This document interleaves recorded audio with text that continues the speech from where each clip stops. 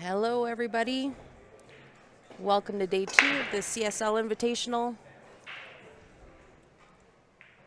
We have a bit of a treat to start us off. This is teammates Stephen Holem and Eric Vargas starting us off today. I'm joined by the infamous Mark White.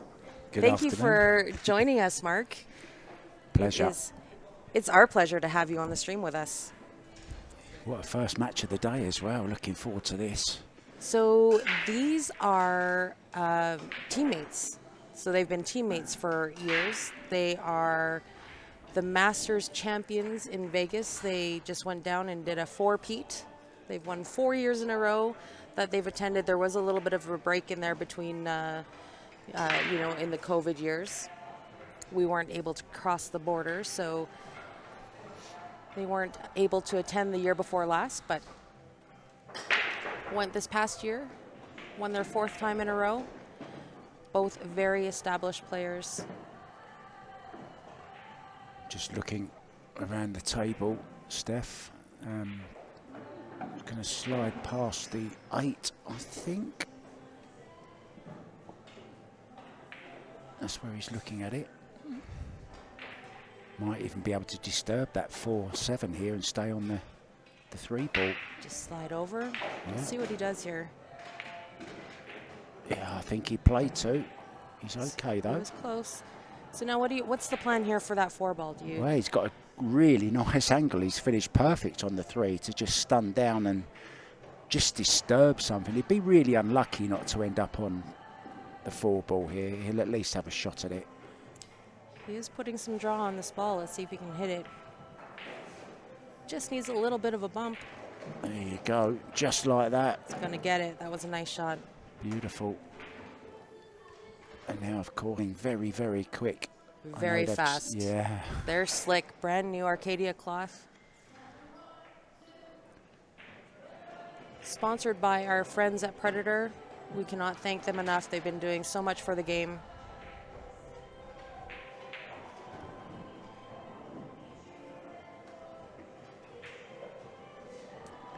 Yeah, if you do suffer some lagging, guys, we heard that yesterday Facebook wasn't streaming so great, but YouTube should be absolutely fine.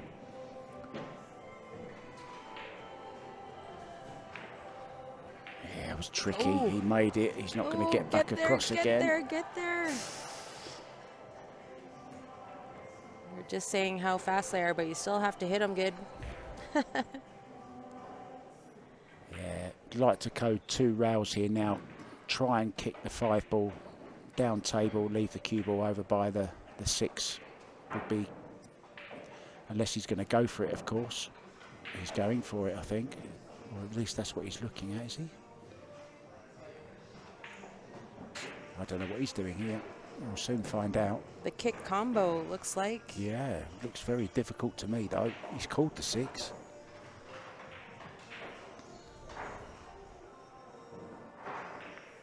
Oh, he tried to get safe off it. A little bit of a 2-way, and this is no gimme here. Yeah, it doesn't pass the 8, Steph. Don't think he's got a pocket. Even Holem, of course, part of the Canadian team that are going to be playing in Austria. And I've just had the wonderful news today that I'm going to be flying to Austria. Yes. And I couldn't be happier. So thanks again to Predator for believing in me and sending me there to commentate on the 2 great events that are going to be going on. Women's 10 ball and, of course, the World Predator Team Championships. We'll be tuning in. I'm so excited. We will be tuning in, of course. Who we're watching here, Stephen Holem, Ben Francis, Yeah, well Brittany played. Bryant, all on Team Canada. So we can't wait to see them on the big stage. Yeah, Ben on the table just behind this one at the moment, playing in a match. Came back from 7-3 down yesterday to win 11-7. He battled back, and you know what? That is just a Ben trait. He always. I've heard that. Grant was telling me about his big comebacks. He was 8-1 down to win a 9-8 once. He seems to just be able to grind it out. He's just got so much heart. The never give up. Great quality to have. Yeah, absolutely. Not everyone's got it, have they? No. So this is a race to 11. It's on the winner's side. And the game's 10 ball, of course. 3 foul rule in effect. No early 10s, though, on the break. No 10s on the break. Yeah. That is right. The 10 spots on the break. You guys, if you're having some issues on Facebook, it just seems to be something with the Facebook connection. We are live on YouTube also, and we are following along with the comments. So feel free to flip over to the YouTube. It seems to be a little bit more stable.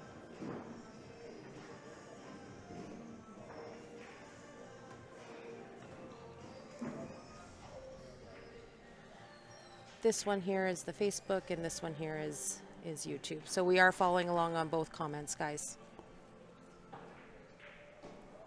So ball in hand, got very, very close to that, Eric Vargas.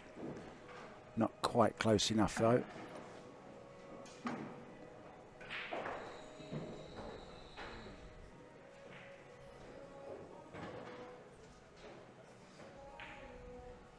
Stephen just looking to slide up for position on the 6.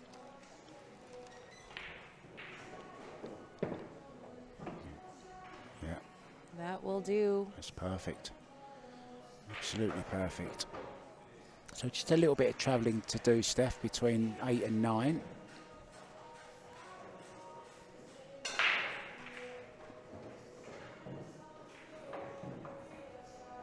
And we do have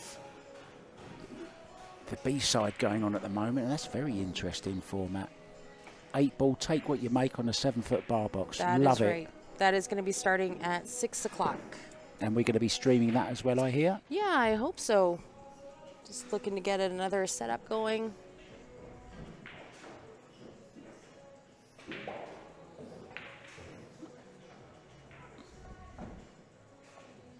Stephen sporting his Jordan top. And your husband has just introduced me to a fabulous book called Relentless. Yes. And of course was one of Michael Jordan's heroes. That is right. Tim Grover. Yeah, slid that over nicely. Finished a little bit straight on this. If he's drawing back here, Steph, he might be going a little bit close to the 9. I was just thinking that myself. Looks like he is putting draw on this. May just have enough angle to go up the right-hand side of it as we look. Oh, he's got the left-hand side of it. So he was a little bit straight on this one. How'd you like playing this one? I think I see him playing 2 rails to come for the 10. Yeah, I like that. 2 rails around. Mm-hmm. It is a bit of an angle. The 2 rails will suck up some of the speed so he doesn't come around so fast. Maybe get a little bit better position on the 10. He might even play it harder and come all the way round. 2 rails, top and bottom. Yeah. Yeah, like this, see? Go all the way 3 over, rails. all the way round. Yeah. 3 rails. That was Absolutely perfectly played that. Terrific shot. And that just let him let the stroke out, you know, no deceleration. And it goes, so ball First in hand. game to Stephen. Mm-hmm.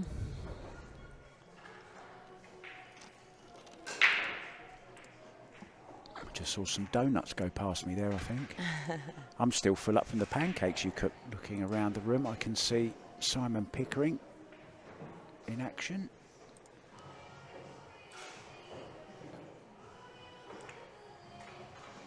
There, sorry guys, it's been a while since I've been driving the board here, so found it.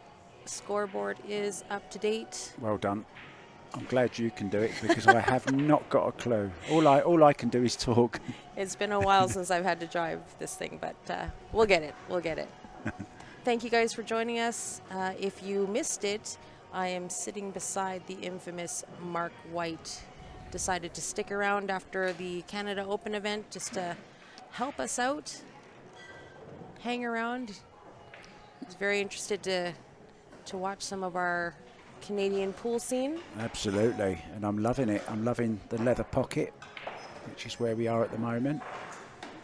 And I remember to bring my hoodie with me today.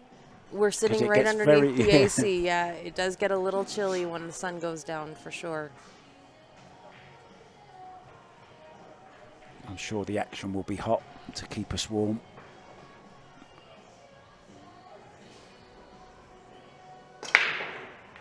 Oh, wow, cue ball getting kicked everywhere. Look at this. Is he going to have a shot on the one? Ooh, you can I'll tell see you it. what, I don't know if it'll go. I think he's got a shot on the one here, you know, after all that bumping, and it's like a pinball machine. Is just hindered by the edge of that 5. We will see.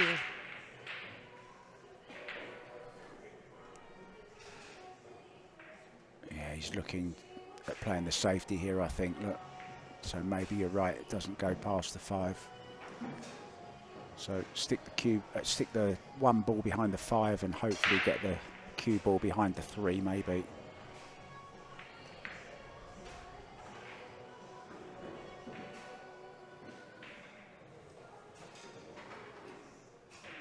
It's about as good as he could do there.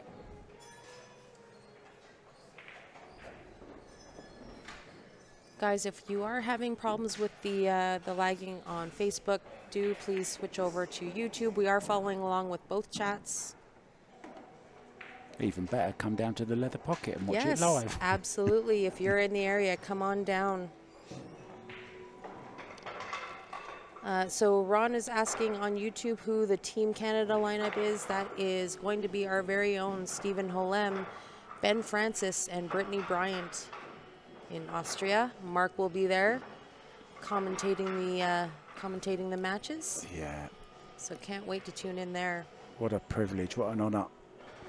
And what a great shot we've just seen there from Eric Vargas. Kicked it beautifully, and to be fair, Stephen Holem was really asking for it the way he played that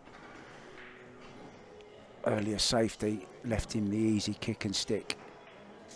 And now he's in trouble here, especially with a 1 ball so close to that 8 ball, Steph.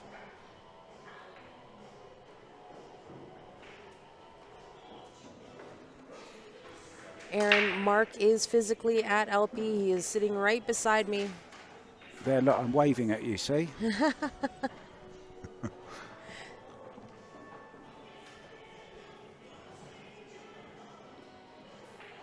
I should take a selfie of us, really, and put it on Facebook, shouldn't I? That's what I should do. And then You're so good at that. What a great shot there. it was a great shot. And he called it as well, did he? No, he didn't call the 8. So he might be put back in here.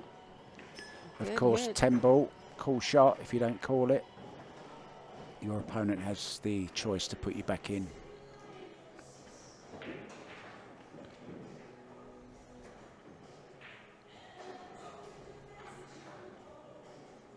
Hello, Joey. Thanks for tuning in.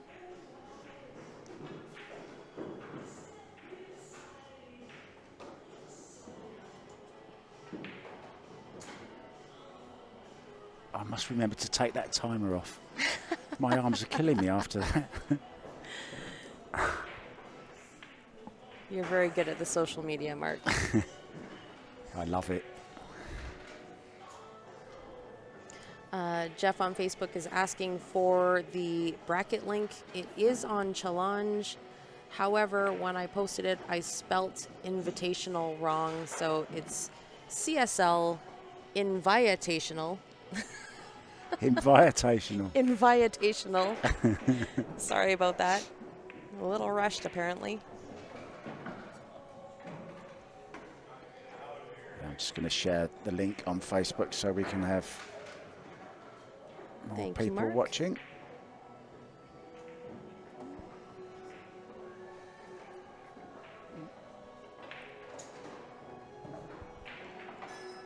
So this is a bit of a battle on this 1 ball. As predicted, these guys, no gimmies. Both very experienced players. He's going thin off this behind the 5 and the 3. Look. Does he get there? Does he get there? A little late. Yeah, he's left an opportunity here. Can go for this. swing the cue ball around 3 rails, and have a shot on the 2 ball. He'd love the cue ball where it is now, Steph. That's right.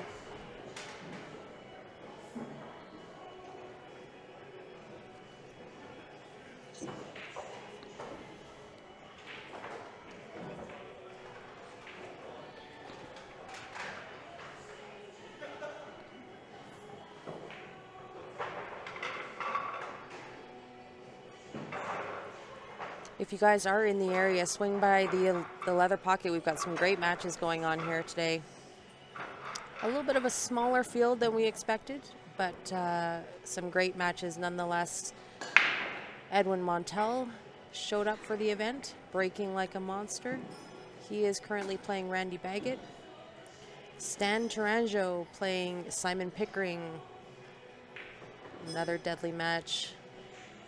Dexter is playing John Pompey. Edmonton versus Calgary.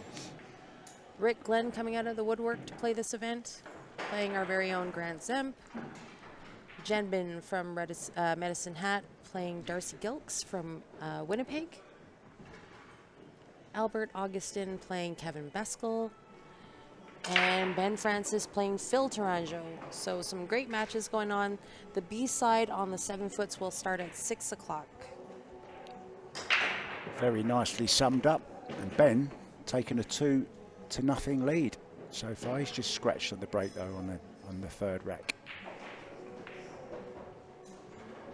So another kick and stick here. Hold the cue ball behind the 4. Send the 2 ball. Hopefully, so yeah, exactly. Somewhere down behind the 10 would be nice. There's where he wants the cue ball.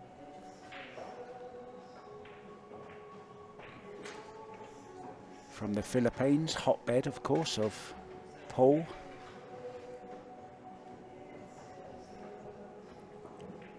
Did I just see Eric call the 7?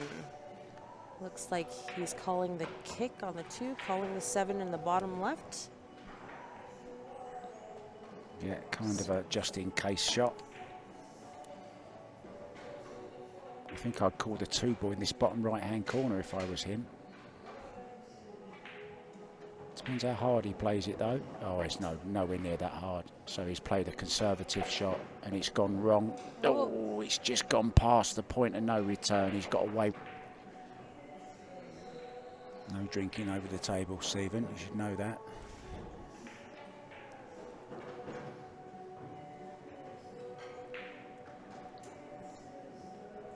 Yes, if you're looking for the challenge link, I did spell it incorrectly. It's CSL Invitational. But our friend Jay here looks like he has put it in the chat for us, so I'll pin that for you guys. Thank you so much. Joey, it is I. Thank you for tuning in, sitting beside the one and only Mark White. Thank God for that. Thank God there's only one of me. No, we appreciate you coming, Mark. What an honor it is for us to be having you on our live streams. I actually wouldn't want to be anywhere else right this second now, and I mean that from the bottom of my heart. That's sweet. It's fabulous. Guys, if you ever want to list a name of somebody who eats and breathes pool, this is the man right here. He is so dedicated. Well, you know what I was doing earlier on? We were moving the new Predator 7-foot tables from a truck into a storage facility. We appreciate you more than you know. I've moved more tables this week than I've actually played on. Yes. So if you guys are in the area, swing by the Leather Pocket. We would love to have you here. The more bodies in the venue, the better. The venues do appreciate it. So stop by, have a drink, come say hi to Mark. Yeah, I recommend the bacon burger with cheddar cheese. Lovely. Mark had a fabulous meal here yesterday. He was quite impressed. Yeah. Nice crispy fries as well. So then, nice shot here. Needs to put some draw on this just to hold it for the 4 ball into the same pocket.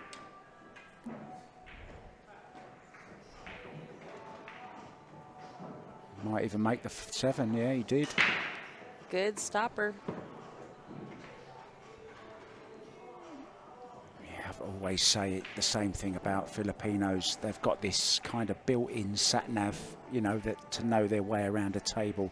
They're just so clever at angles. It's a little straight on this 4. He's hindered by the rail slightly. He could have been a little bit easier, but I think he's all right here.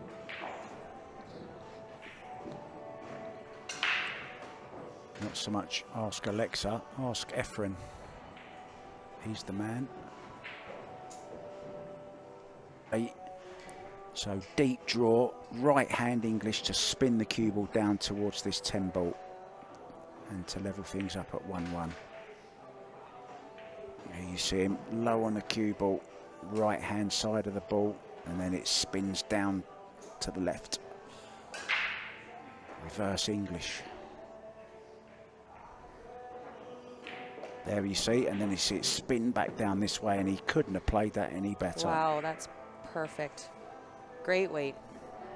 Great weight. Fabulous shot.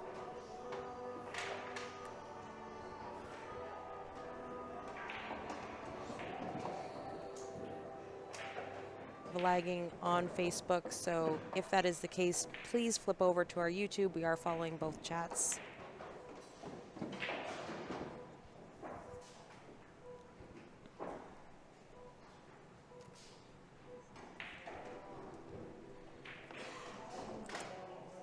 We're at onesies, tie ball game. I like that, onesies. We're at onesies. We will try and get some scores for you from around the room, guys.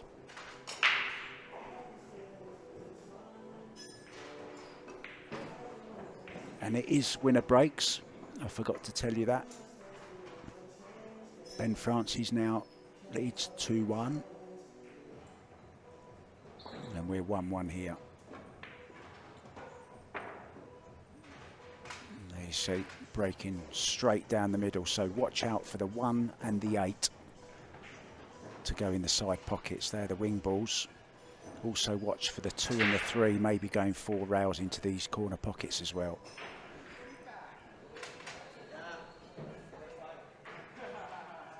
Brand new cloth. The guys were complimenting how good the breaks were yesterday. There he goes the 8, and he's made the 9 as well. No real shot on the 1, although having a look where that 2 ball's gone, he could well play the bank shot here into this bottom right hand corner, Steph. That's Might right. be worth it.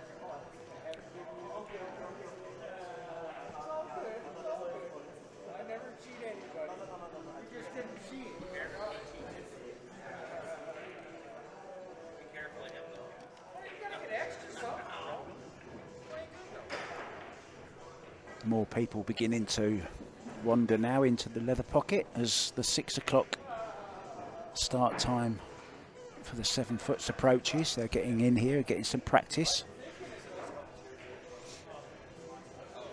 So really nice for the players because we are utilizing the 9 foots and the 7 foots. Hardly any wait time in between matches.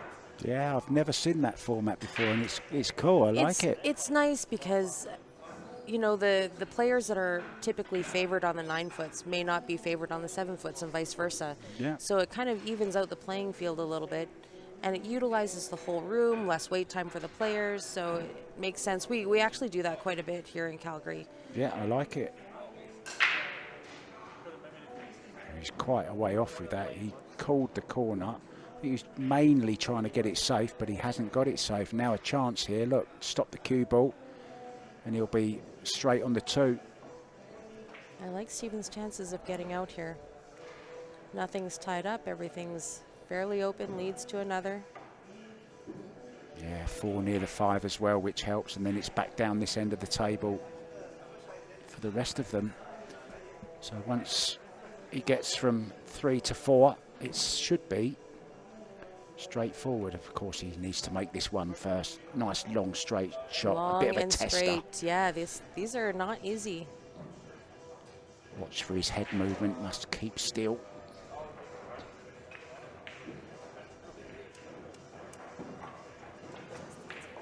Oh, beautiful. He makes it look really easy though. Lots of follow through there, drop the elbow. And I know a few players who love doing that. Fedor Gorst, of course, is the first person I saw to do it. And then Tyler Steyer. And now some of the juniors as well, like Payne McBride has incorporated it into his game. He's got nice angle on this 2 to lead him to the 3. Yeah, looking good. Now just a simple draw shot. Just past the 8. Just leave yourself straightish on the 4. I don't know Stephen very well, but he seems a very intense kind of character. Stephen has played since a very, very young age. His dad was a player, uncles were players, so he's grown up in the scene. Oh, look at the amount of action he got on the cue ball there. Timed it to perfection, but he's overrun it slightly, and that's the quick cloth again. Very slick, as you said. That's right.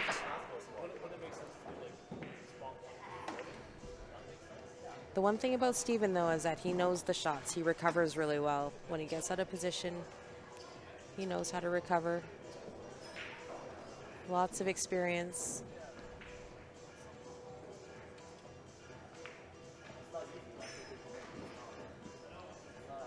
Anywhere but straight. 6 could be just a little bit tricky. Might have to come short side there. That's it.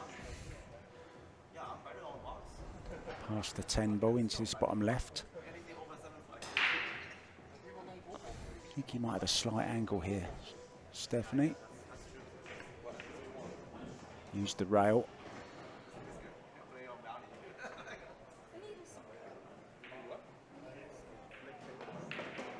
Yeah, he's played that beautifully. Nice shot. Beginning to stroke them around. Complete control of that cue ball.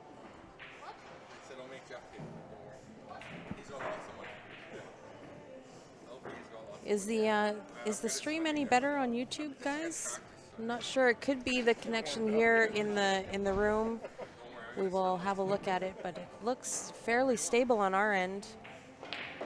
And we are following along on our tablets, so. Yeah, we've got 50 megabytes upload, which is very good.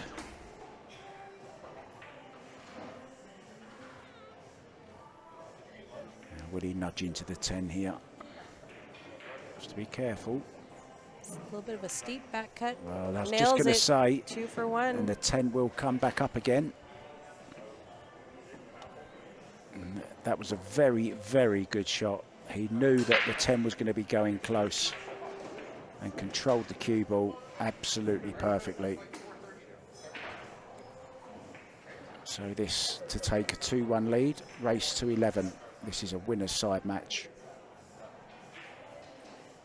in the CSL Invitational. In it goes. Well played, Stephen Holland.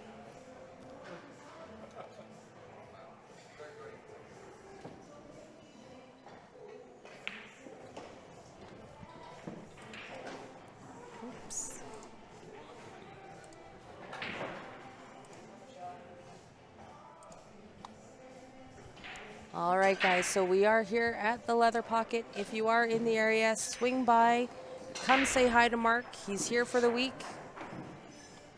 We'd love to see you in the room.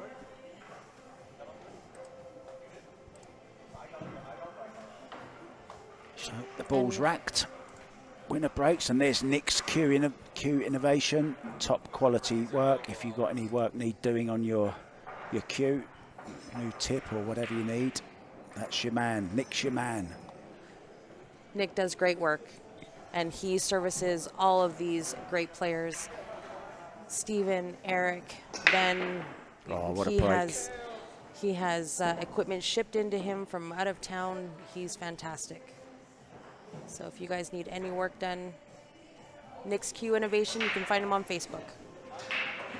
Great break that. Popped the cue ball. It's until it got kicked.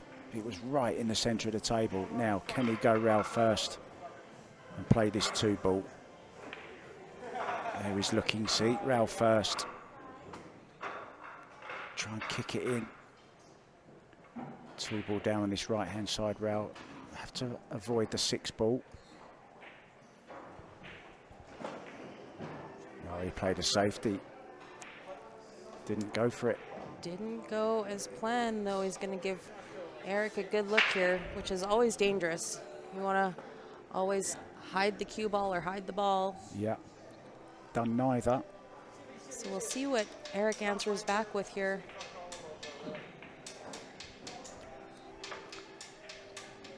I think half ball on the 1, send the 1 down behind the 10. Cue ball over somewhere near the 5-4.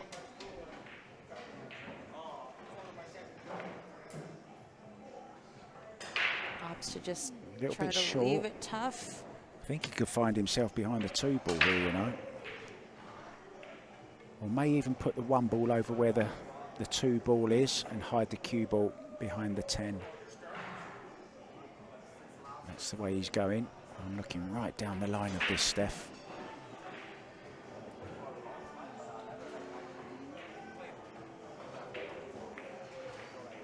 Well, there he goes. That's okay if he's got cover, but it's an easy jump shot. I think we're going to see Eric pull out the jumper here. He caught the 1 ball much too thick there.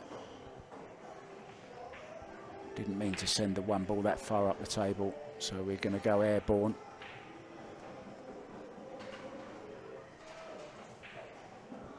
Philippine Airways will be taking off and landing about 2 seconds later.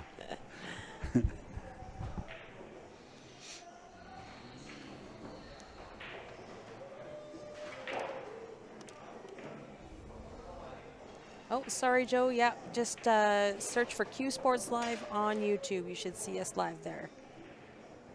Anybody who is having problems with Facebook. Nice jump. Uh-oh. Uh-oh. Oh, he's okay. Now he's got a... Well, good news, bad news. Good news is that he didn't scratch, but it's a tough shooting from out of the pocket there. Always a little bit more difficult. He's going to have to go for this. I mean, look where the 3 ball is. Guaranteed to have a shot on the 3 after this. So just concentrate on making the 2 ball. No need to worry about the cue ball.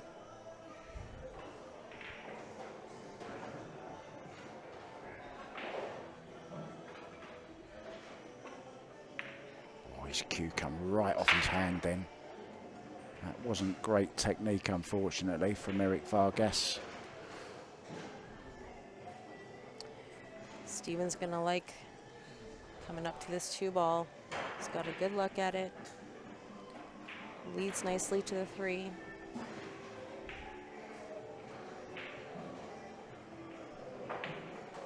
Can leave himself any angle he wants on the 3 to get to the 4.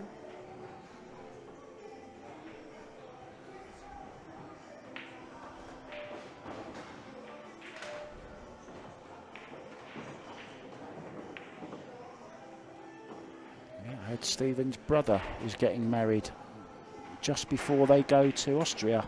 Oh, is that right? They were wanting to leave on the 3rd, but they've had to postpone it until the 4th, apparently, because Stephen's brother's getting married. Oh, I did not know.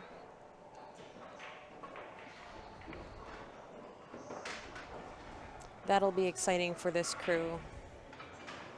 Stephen and Ben have not been overseas to play in an event of this nature, so really exciting for them.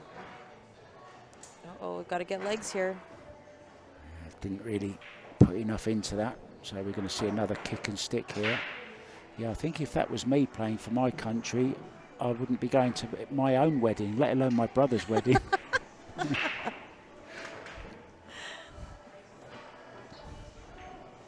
We're all married to pool, aren't we? Probably why I'm single. I was going to say. Yeah, well, that's one of the reasons. We're all married to pool. I'm unfaithful to snooker sometimes.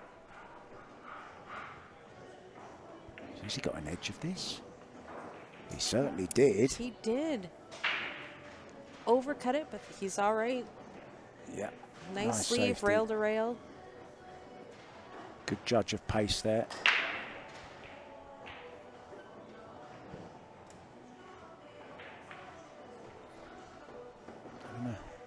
long look at his cue here.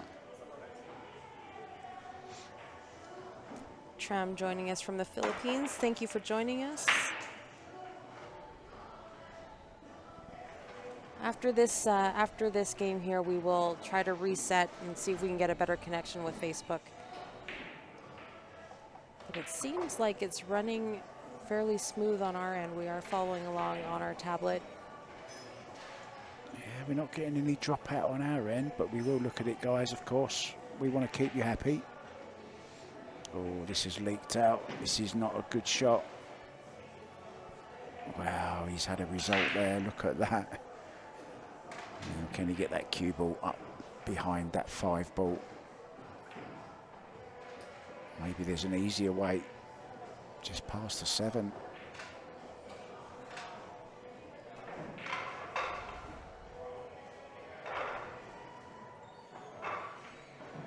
Very, very slightest of touches on that. Well played. Just a nice little flick there.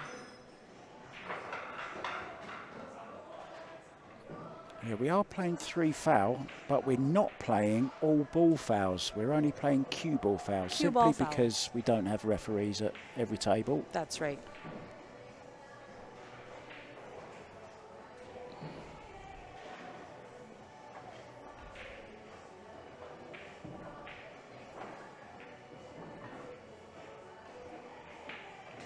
Well, that's a foul, and another easy foul here if he wants to go for it. I mean, all the balls are in the open though. Depends how he feels. I like sticking the cue ball behind the 8 here, Steph, or the 7. Eric is on 1. 3 foul rule is in effect. I think he's going for it anyway. Of course, should he get out of position, still got that option to play a safety. I like his chances of getting out here. Oof. Wiped its feet. Yeah, some say that's going in cleanly. Always wipe your feet. Thanks for joining us, guys. If you are having connection issues on Facebook, please try to flip over to our YouTube. Seems to be a little bit more stable there. Blake, thanks for tuning in. Gord Kerr sending the link to Ben's GoFundMe. It is a very expensive trip for these guys. So Ben, Steven, and Brittany Bryant on their way to Austria to play the World Team event. That is, what's the date that starts, Mark? It starts on the 6th. On the 6th of September. So make sure that you guys are following Billiard TV. That event is being put on by Predator. Our very own Mark White will be there commentating, so we'll be tuning in. Still can't believe it. I really can't. I mean, you know, I've been talking about it for the last few days, and finally I heard today that I am going. Yeah, no, and I think that was the right choice. It was kind of a choice between doing it remotely or being there. Oh, no. Oh, what a miss that is. And look, he's had a result again, though. Now then, does he kick at this? Or does he jump? I think kicking at it. He needs to get the cue ball out of there. Yeah, it just depends on how comfortable he is. He might be stretching a little bit here. He's over the 8 ball.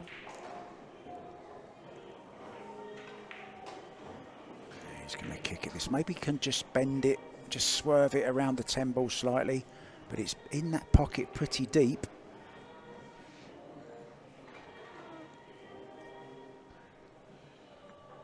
Yeah, I like this way. Kick off the side rail, catch this bottom rail.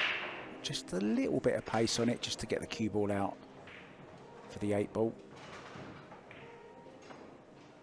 I think this is the right way, Steph.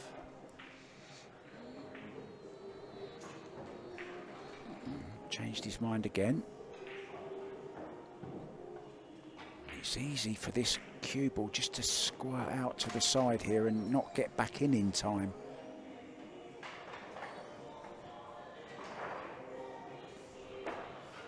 There you go, just like that. It was so deep in that pocket. I like kicking it off this side rail then, to be honest. That was a tough shot.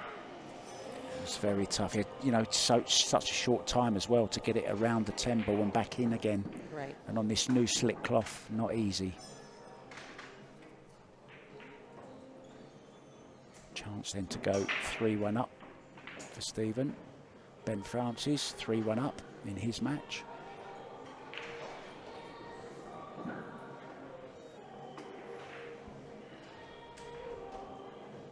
Well, he wants this to go, needs it to go.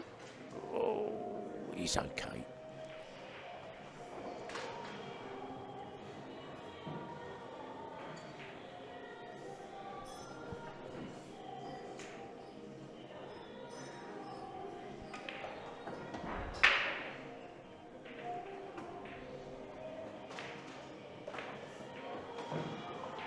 Nice little slide across the table for the 10. Jerry Stuckart in the chat says hi. Hi, Stephanie. What am I, chopped liver, Jerry? So 3-1 then. 3-1 for Stephen over Eric. And they are very well known in our streams here. These guys are on the streams quite often. So the viewers know that they are teammates, they are friends, they are roadies. It is unfortunate that they drew each other so early, Wayne, but you know what? This whole field is a bunch of monsters.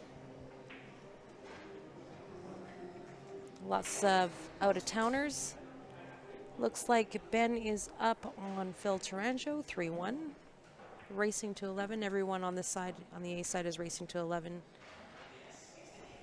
Albert over Kevin Beskel, 6-2.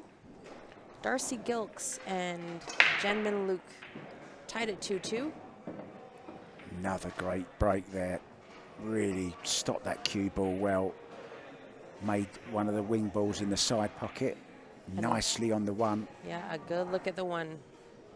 Great chance here. You've got to say, the most difficult shot is 1-2.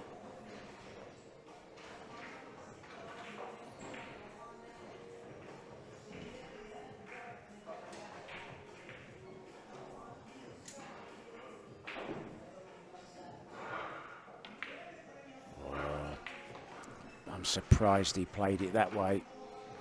Played it high left instead of... I would have drawn back off that personally, but what do I know?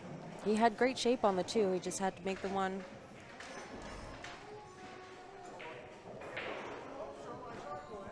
Spinning the ball on these new cloths is pretty hard. I wonder how your husband's getting on over there. It looks like it's a tight match. It looks like between Grant and Rick Glenn, it is a 4-3 game. I'm not sure who is up. I think Grant's 4-3 up, actually. Judging where they're sitting, maybe.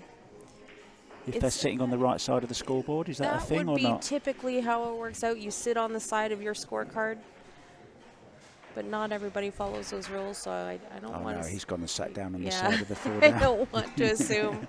Oh, this is a great stroke. Look at this. Can he come back round the side of it and leave it into the bottom right? No.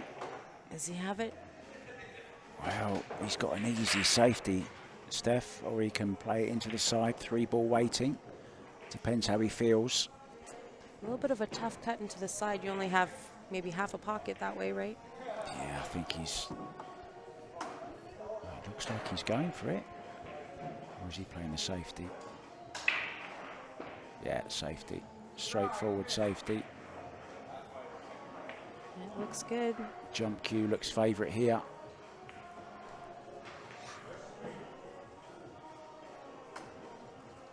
Yeah, he's brought it with him. He knew exactly what he was going to be faced with.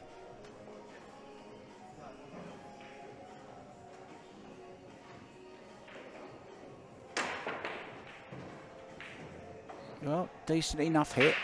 Good hit, and not a terrible leave. No, look at this.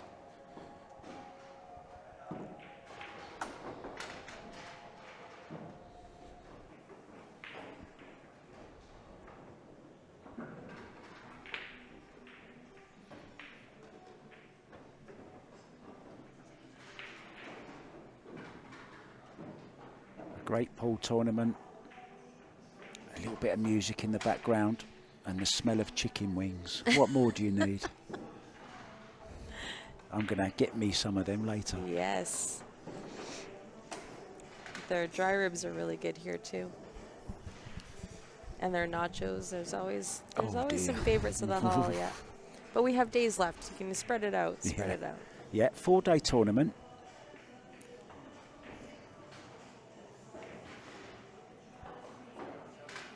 I just noticed something with Eric Vargas's technique.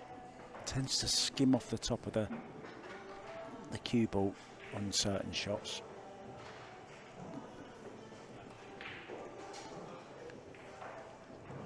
Jump stick comes out again. It's a fancy jump stick there, look. Stephen is sponsored by Jacoby. So I believe that is a Jacoby jumper.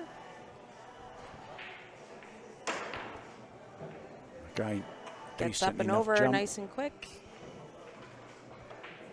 Oh, look at the 7 ball. It's come back to rescue him. Well, this could turn into a jumping competition because Eric has come with his short stick. Eric just needs to get over maybe a third of the ball here. Got to be careful here that you don't lose the cue ball off the table. You've got to land right on the back of it.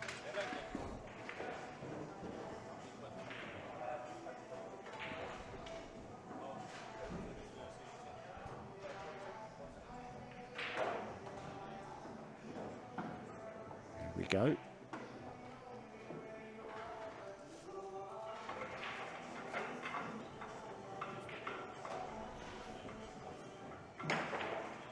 Oh, what a shot. What a shot. Excellent, excellent. Yeah, and he's got a nice shot. Slide this 3 ball into the top left-hand corner.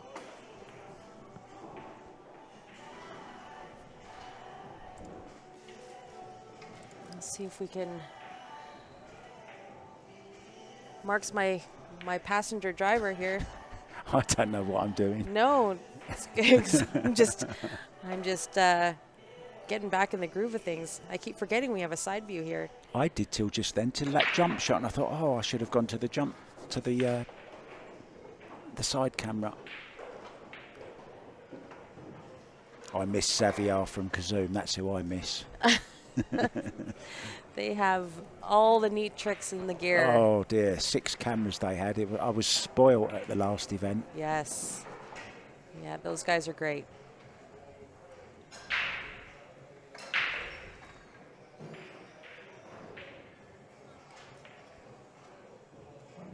Wow. Oh, undercut it. Trying to guide it over.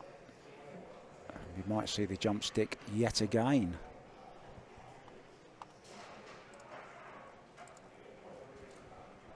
Go back to this view here. Yeah, perfect view for this shot. Once again though, watch the cue ball. It's got to get it up and over, maybe a bounce about 6 inches away.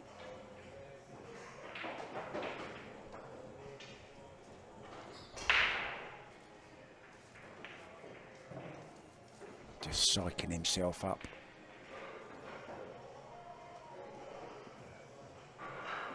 Big shot this.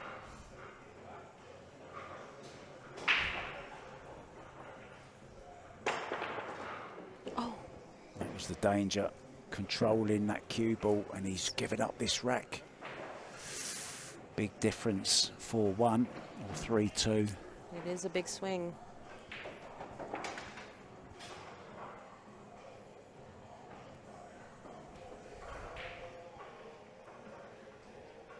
Mark Leah pointing out that Eric's jump cue is a product of Nick's Cue Innovations with the carbon fiber shaft. I've heard great things about it. If you can get your hands on one, the guys are loving them.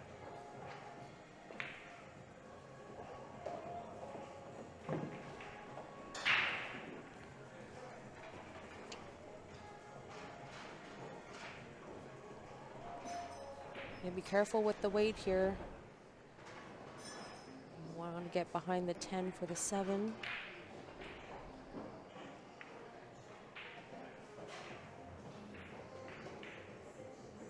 He's judged that nicely. Very good. I like going 2 rails here, draw it with a little bit of left-hand English back to the centre of the table. Roughly where he is now would be okay.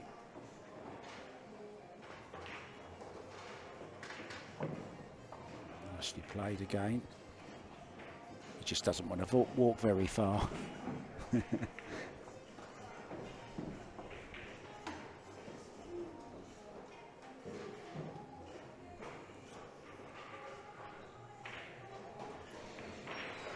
Grant now 4-4 in his match. Oh, excellent.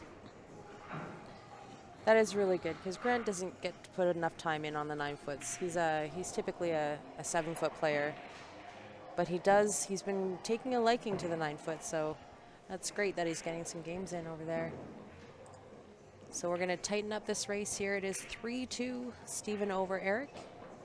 Richard Daigle says this match has Hill Hill written all over it. And as a viewer, we all hope for that. Yeah, and there's one of our sponsors. Have you heard of them? I have heard of them. I happen to own a few things from them. Jam Up Apparel guys, one of the CSL, IPL, and CSL Invitational sponsors. If you have a chance, please head over to their website. Check out all the stock on there. There's many color options, and we're going to be doing new releases out in September. So make sure you keep an eye on that. Super, super comfortable. We all love them.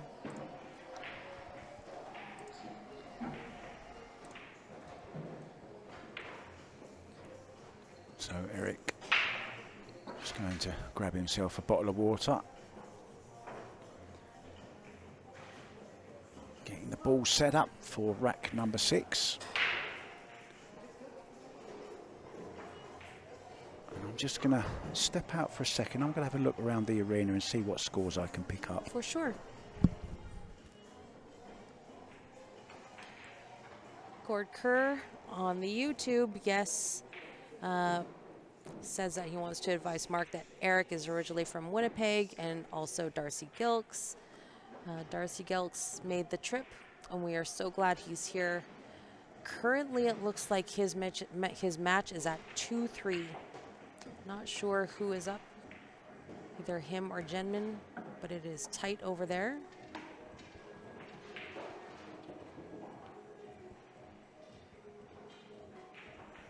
Eric is originally from Winnipeg, but we've claimed him here as one of our own. He's been here for quite a few years now. I don't even know how long.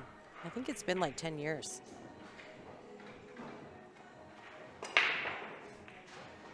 And you are correct.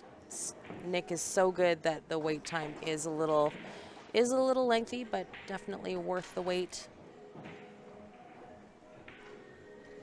What a great break from Eric there.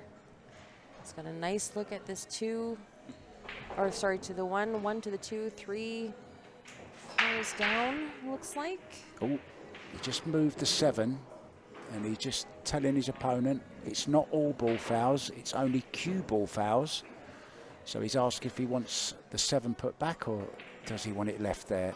Stephen said it's all good.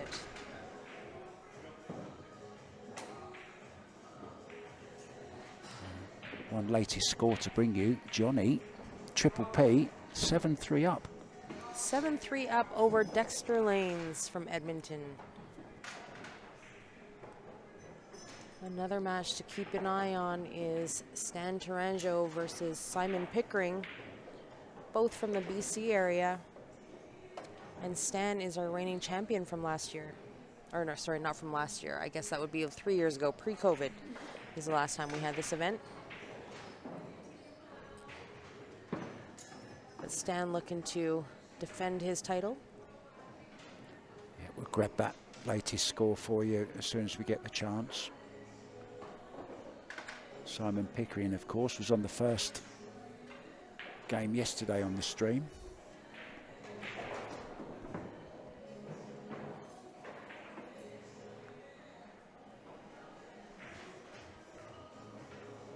Going nicely here. 7 ball does go. So 5 to the 6, and then get from the 6 to the 7. That's the key shot.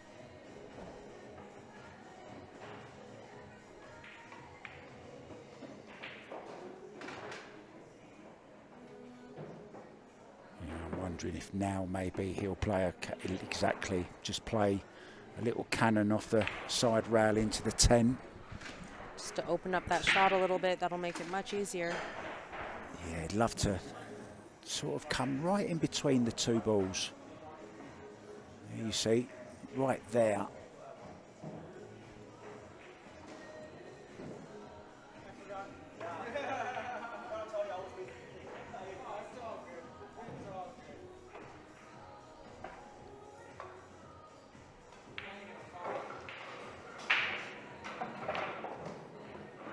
Oh, that's nicely played.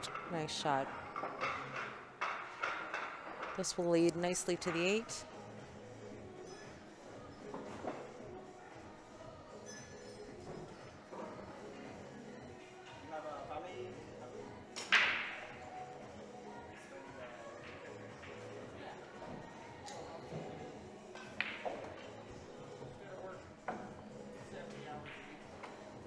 Ben France is now 3-3.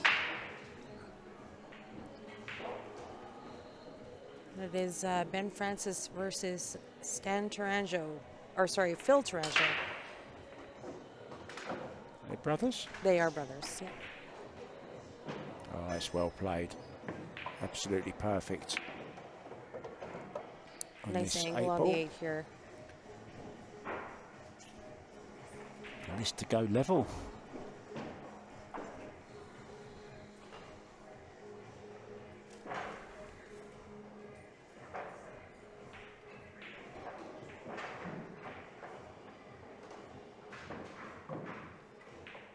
Nicely played.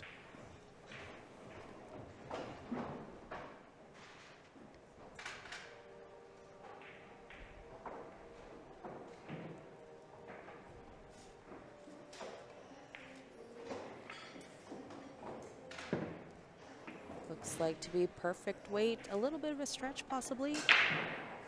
Yeah, perfect if you're Josh Filler, a left-hander, but he's not.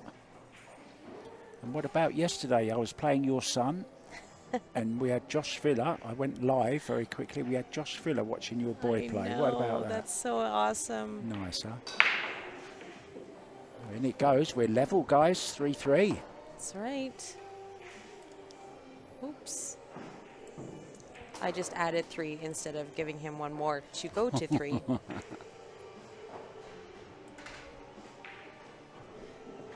It looks like, guys, Stan and Simon is at a 6-2 game. I'm not sure who is up.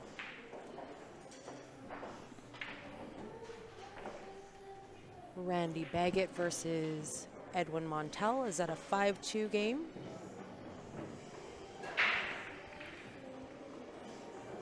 Darcy Gilks and Gemma Luke are tied at 3-3. Kevin Beskel versus Albert Augustin is at a 7-3 match. I couldn't tell you who is up, who is down, but those are the scores nonetheless.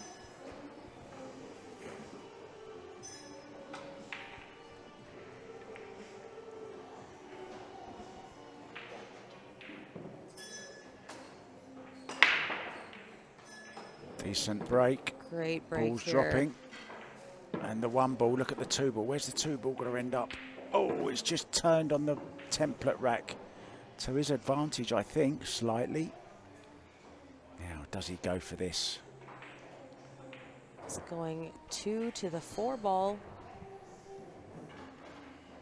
He could play this dead weight and just maybe carry him into the 6 ball, leave himself a longish 4. There's an easy safety on. Depends how he feels. Yeah, there you see. Looking to see if he caroms into that 6 ball where the cue ball will be. I think he has to go for this.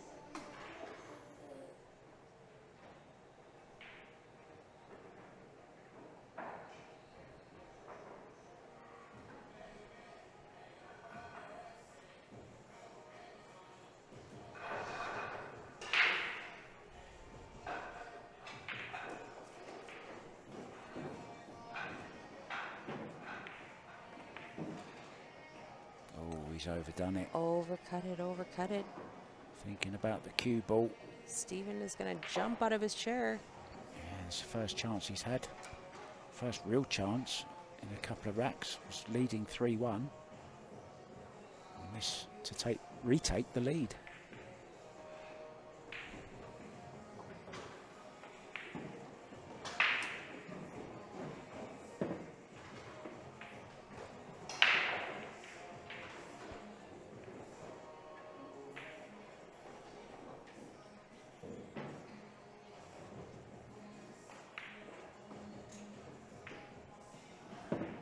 Very nicely played. Nice shot there to come around for the 5. Oh, it's gone just a little bit awkward. I think he can get to the left-hand side of the cue ball okay. I think he has just enough angle to get back down for the 6. Just.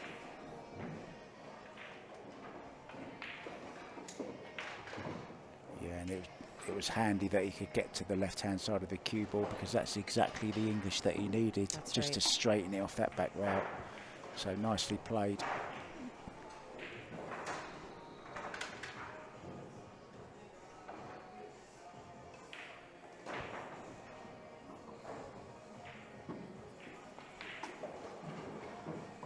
Yeah, I like that.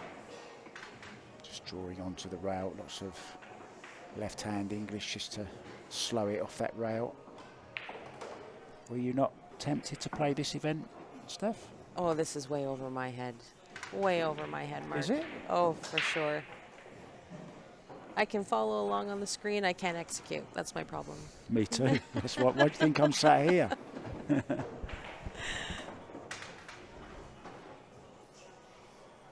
little bit of a tic-tac-toe out for Stephen here. I don't imagine he misses this out. Once again to retake the lead. Yeah, this is a second round match on the winner's side, race to 11. Advantage once again then. Well done. Just a quick shout out to our friends here at Predator. These arena lights are amazing. Just incredible. There is one here at the Leather Pocket if you guys want to come check it out. It is over the 9-foot Predator table in the corner, and side by side the arena light versus the LED light. The arena light is hands Chalk down and cheese, isn't it? amazing. Amazing. Developed by the very talented and very intelligent Ira Lee, who even wrote his own computer program to develop the Predator Pro Arena light. He is amazing, and just like a great person in general, like so down to earth and welcoming. He was great. We are proud to be affiliated with him. Yeah, they also developed the software for the live scoring, Yes, which they use at the that's events right. as well. That Little is right. tablets at each of the tables, so players can input their scores, which then update. Also, a little tidbit, guys, we do have 2 of those 9-foot arena lights for sale. So if you are interested in the arena lights, we do have 2 from the event in Red Deer that we can sell. So if you're interested, give us a shout. You can send us a message on Facebook or send us an email, qsportslive@gmail.com, and we can give you the details.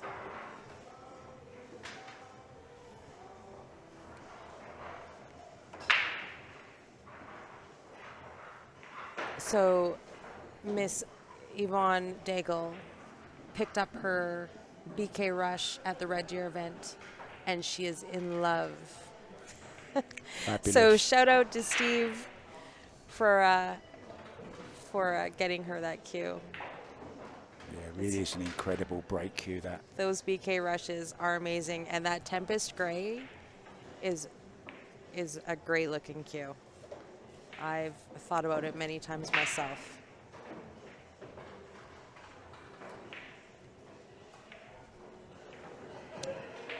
So we're really glad she loves it, Steve. Nice little medium length straight shot on the 2. Just hold the cue ball more or less where the 2 is for perfect position on the 3. Watch this stroke, guys.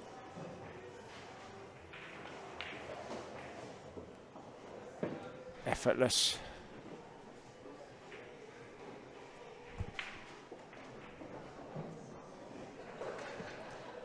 Richard is asking if they are using the break box. We are not. We are not using the break box. But typically you'll see the players break 10 ball from somewhere around center. Yeah, I was going to ask that question actually. I guess it's there for the 9 ball, is it? More than the 10? Yeah, with 9 ball they'll tend to break from the side. But with 10 ball, you'll see that they choose to put the cue ball around either center or around center, unless it's really not working. Then you'll see them try the 10 ball break from the side. Yeah, we saw that a lot in Red Deer, didn't we? Lots of players going to the side to break. When you're not getting a result going straight down the center, you have to change something.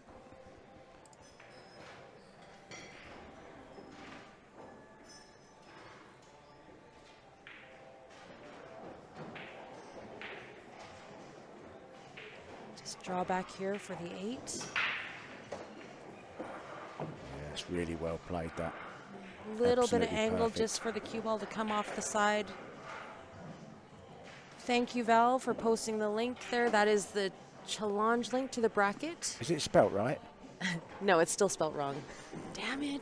Why you gotta call me out like that? So if you cannot find it, it is pinned to the bottom of our chat. Thank you, Val. It is the CSL Invitational. I did that on purpose so you That guys actually couldn't sounds find it. better. I like the way that sounds. Invitational.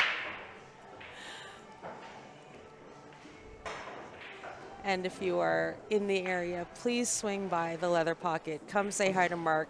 He would love to meet you. I would. He's all over these selfies. I want to meet everyone. I want a selfie with everyone in Canada before I leave. Is that possible?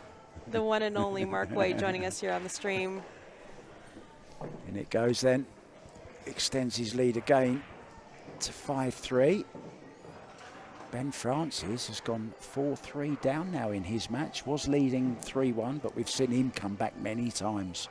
Yes. Yesterday was 7-3 down, came back to win 11-7, 1-8 on the bounce. Just a quick shout out to Predator. They are the official sponsor of the CSL Invitational. All the Arcadia cloth on these 9-foots, brand spanking new. It is quick and it is slick. The players are having a great time on it. Yeah, and the Predator Roadshow moves on to Austria, as we know, for the World Women's 10 ball and the World Teams 10 ball. And then we're back to the States, to Michigan, from the 21st of September, and then on to Ohio, and then everybody's favorite, Puerto Rico.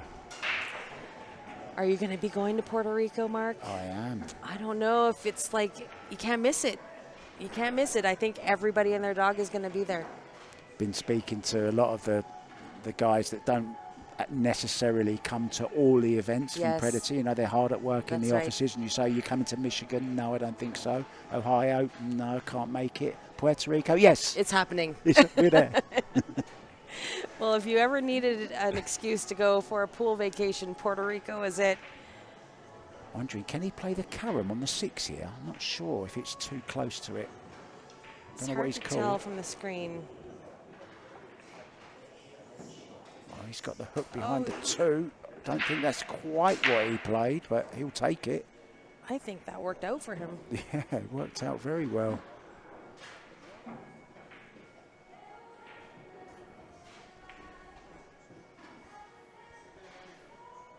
Sorry, guys, we will reset the stream after this match, but we are following along on our tablet as well. It seems to be okay. If you are having a hard time with it, though, please jump over to our YouTube stream. It seems to be a little bit more stable there. If you just search for Q Sports Live on YouTube, it should bring you to our live stream there.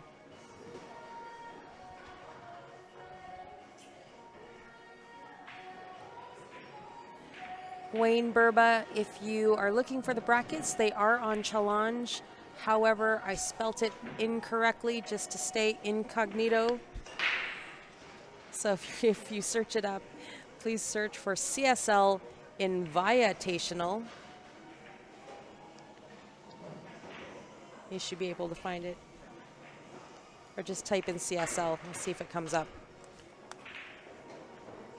Well, this one ball has travelled further than he wanted. He's left a shot on here for Stephen. And we cannot possibly go any further without wishing Kelly Fisher a really happy birthday. Kelly, #1 in the world at the moment, and my #1 favourite at the moment as well. Sorry, Ali. Absolutely lovely. I haven't had a chance to really have any one-on-one time with her, but I did spend a few minutes with her over this past week, and she is absolutely lovely. Well, he's called the tent and made it. Wow. Great shot. A laser beam. A quick rack. 6-3. Should we sing happy birthday to Kelly? What do you reckon? I think we should. I think you should. Shall we? No, I think you should as well. I think you should. Happy birthday to you. Kelly. Happy birthday to you. Kelly Fisher. Happy birthday, dear. Kelly. Happy birthday to you. There you go, Kelly, especially for you. Many, many more. And many more. Enough singing. We don't want to lose too many viewers. That's right. All right, you're not supposed to say that. Maybe we're lucky that the sound is off on Facebook. Richard Daigle says YouTube is perfect, so thank you for posting that link, Richard. Yeah, also on my Facebook page, I've shared the link if you would like to follow us on YouTube. So here we go, rack number 10. Stephen to break. Makes the 5 in the side. One ball almost in the corner. I'm not sure if he's going to be able to make this one. Maybe play a bit of a safety here. Play the bank. Not sure how much he can see here. Jason Shaw at the moment, of course, he's trying to break his own record of 714. I heard he was in the 300s, like mid 300s, as high as he's gotten so far. I mean, I'm just reading a post, if you don't mind me reading it very quickly. I mean, just listen to this guy. It's just unreal. Okay, so today will be my last day of straight pool. I fly home Friday at 6 p.m. So we'll be playing from 8 p.m. tonight until 12 midday tomorrow, trying to break the record. That's just insane. He is hardcore. I mean, that's, you know what the great thing is, though, I think, about John and Jason trying to go for these records, it's really shedding some light on the straight pool game. I don't think it was as popular. People didn't know much about it, but it's really gaining some traction, some popularity, which is fantastic. Yeah. You know, anything that showcases any sort of discipline is awesome. 100%. And both fantastic guys on and off the table. Yeah, I was lucky enough to meet John Schmidt in Vegas. Great guy, very humble.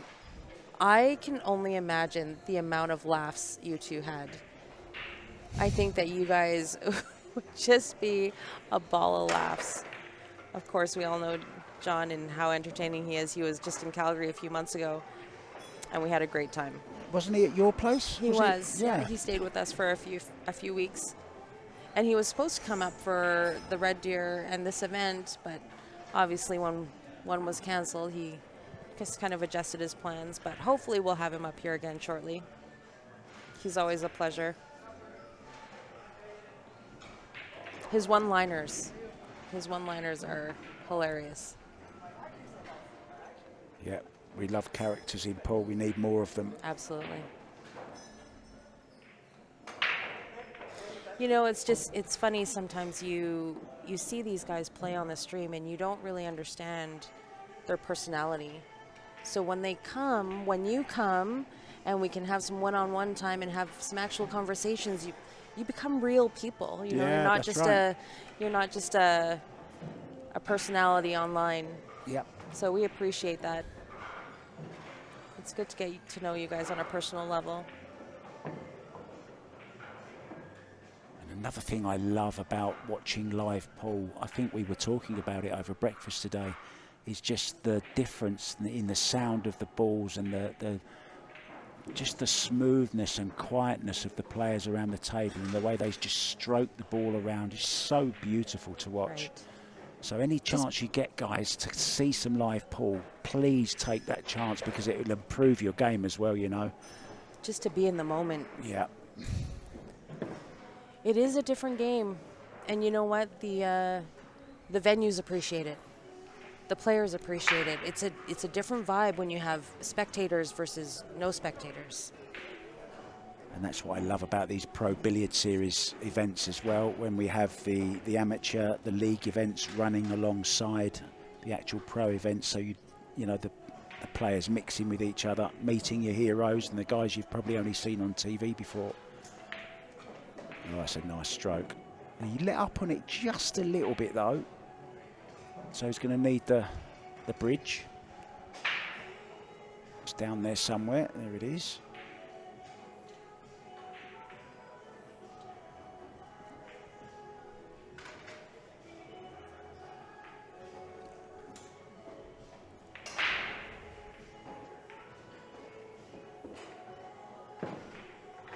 Just another little rule to tell you about. The guys are allowed to take a 5-minute break each whenever they feel necessary. Neither player's taken one yet, but I reckon we're coming pretty close to one.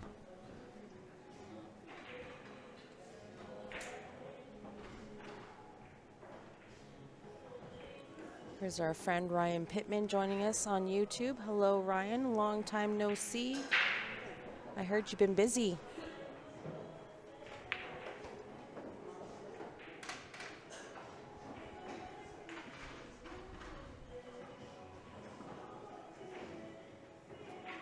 Is Eric going to come all the way around? He's going to draw back for the 8. A little more speed would have been good. Yeah, it's gone a bit wrong, this. There you see him just gesticulating. Didn't get his cue through the ball enough.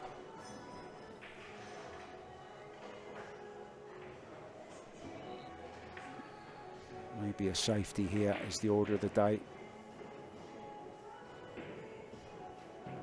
Is he looking at banking this back in his side? I think that's what he was just looking at, but he hasn't called it.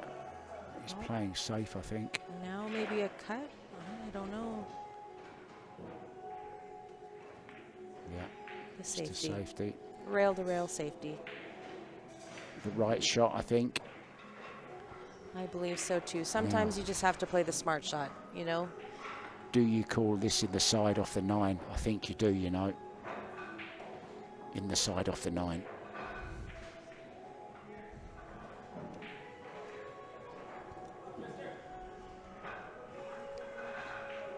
Not really an easy safety, so maybe time to attack here, Stephen. Yeah, he's called it off the 9, I believe, in the side. I like this call.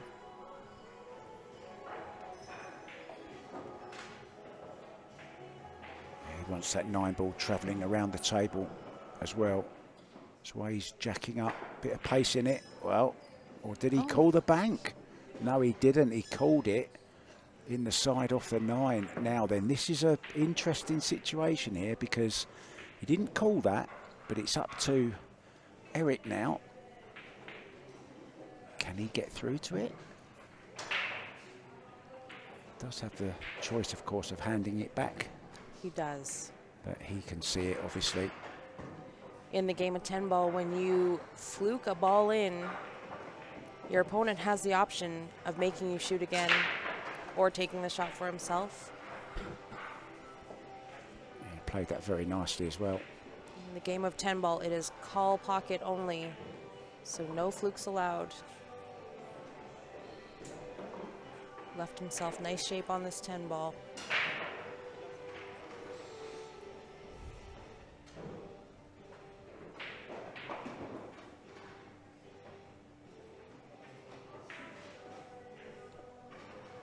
Ben Francis 4-4 now. They've just taken their break. So Eric Vargas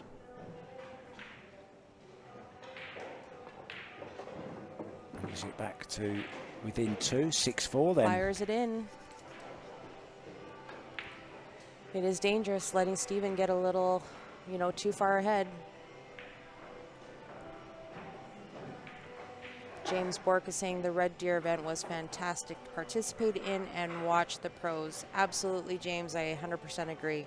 It was so nice to have everybody in the same room, rubbing shoulders, and there was lots of pictures and selfies. It was a great vibe at that event. So thank you for supporting and coming out. We definitely appreciate all the players. Without the support of the players, these events do not happen or will not happen again. So we do appreciate it. Yeah, and they do travel on, you know, to quite a few states in the US. I mean, there's Vegas, there's Arizona, there's Wisconsin, Michigan, Ohio. Yes, just to name a few. Yeah.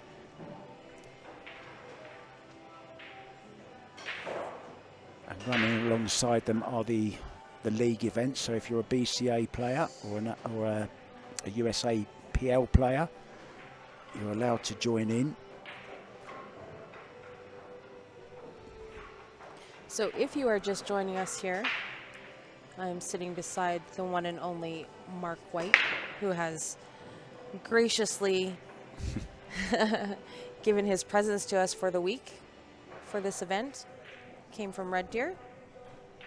You're paying me though, right? We pay in hugs and love. Oh, that'll do. Canadian hugs and love. There's been plenty of them. Most of them virtual.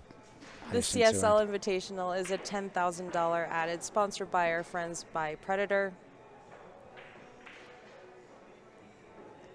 The format of the event is 10 ball on the 9 foots on the A side. The B side is going to be played on the 7 foots. 8 ball, take what you make. Winner breaks for all the games. And what you're watching right here is the second round of the winner's side, or the A side as we call it here in Canada. Have you noticed that the Canadians call it the A side and the B side? Yeah. And the Americans Instead call it winners and losers. Winners bracket and losers bracket, yeah. I think it's just rude to call people losers. Don't you think?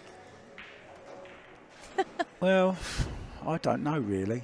They are losers, but they are losers but technically. They've got another chance. That's right. That's just one of the. I know what you mean. I prefer one lost side or B side is nice as well.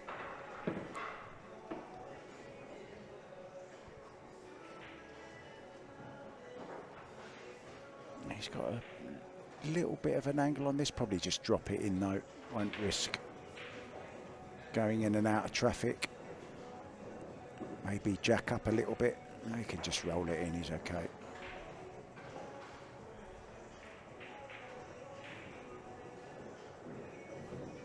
Oh, he did come round. Oh, he found the nice route as well. That was a great shot. Yeah, nicely played. Getting close up to the 4 ball, meaning less chance of missing it. Looking good again here. Look at the 6 to the 7. That's going to be a nice shot. Just a little stop shot.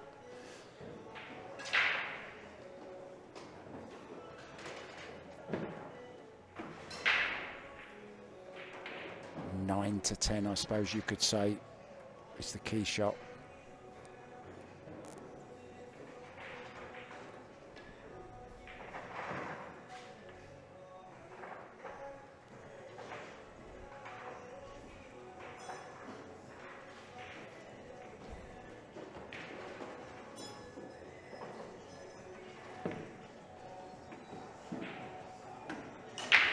Just about okay. Just straight enough on this 6-ball.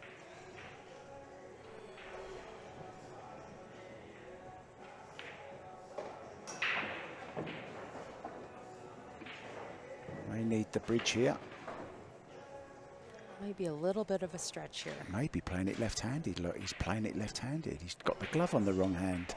He is switch hitting.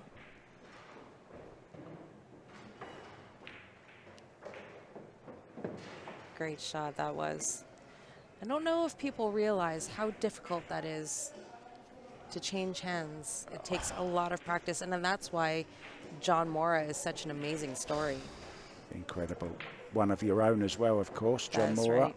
I knew his dad back in the 80s was a decent snooker player. Yes. No, oh, what's he done with the cue ball? Oh dear, threw his body into that one. Oh, he's disgusted with that. He is not happy with that one. That was a gift.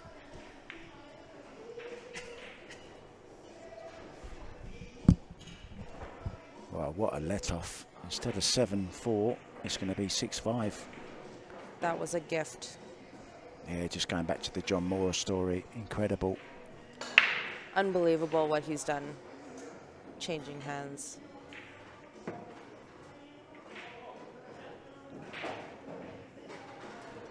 I can barely stir my coffee with my left hand. It's an amazing accomplishment. Well, that will hurt Stephen, because he was totally in control of that rack and, you know, played a shot he didn't have to play. Could have just played thin off the 9 and left the, sorry, off the 8 and left the 9 thin, short side, but he didn't. He tried to, in my eye, played a little bit of an exhibition shot which he didn't have to play, and drew the cue ball into the corner pocket.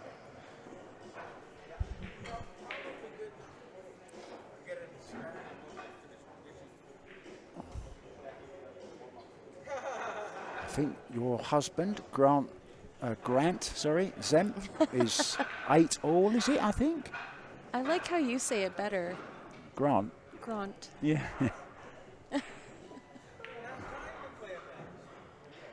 Just doesn't have the same We don't speak je like ne that. sais quoi, shall we say? I'm yelling for him in the house. Grant! Much nicer when you say it. I think it's 8-6 over there. Is it 8-6? Between Grant and Rick Glenn. So somebody is up by 2. Jenman and Darcy Gilks is a 3-6 game. Looks like Albert and Kevin Beskel could be coming to a close here fairly shortly. It is 10-5 over there. I think we've got our first dry break. 2, 4, 6, We 8, have. 10. It is a dry break. It's our first one, I believe.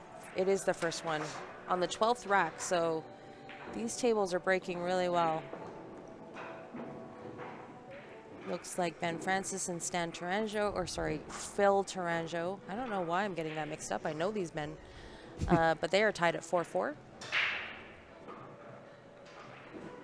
Randy Baggett and Edwin Montel are at a 3-6 game.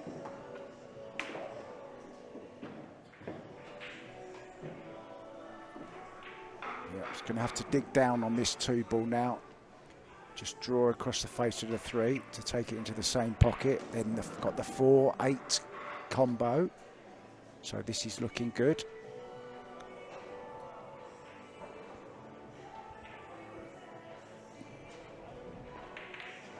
Yeah, played that really well. That wasn't an easy shot. Nice shot. Now, doesn't really have to worry too much because he's got the 4-8 if he's straight on this.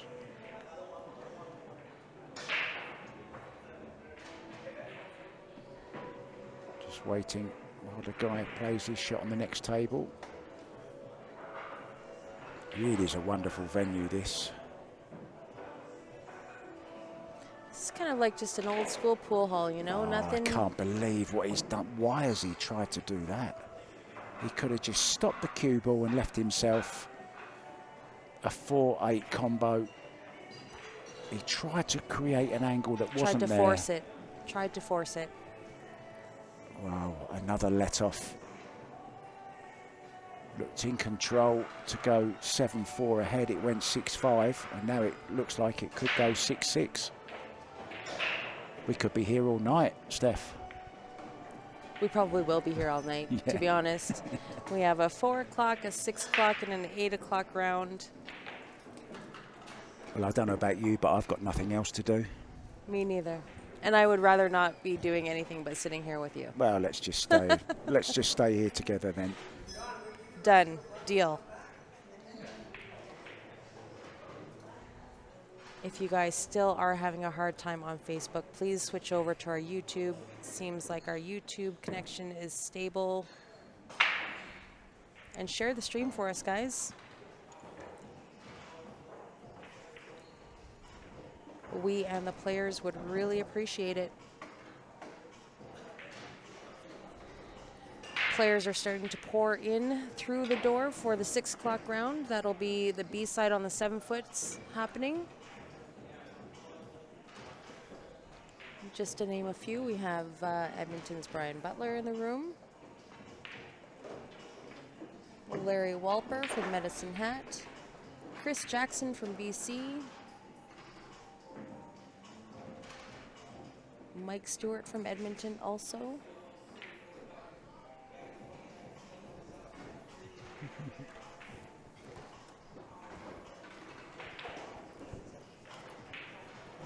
So this is slightly awkward. Near the rail, just off straight into a side pocket. Nothing to do with the cue ball though. Just make the ball, make this ball. And Oh, don't hurt he's yourself okay. behind the 10.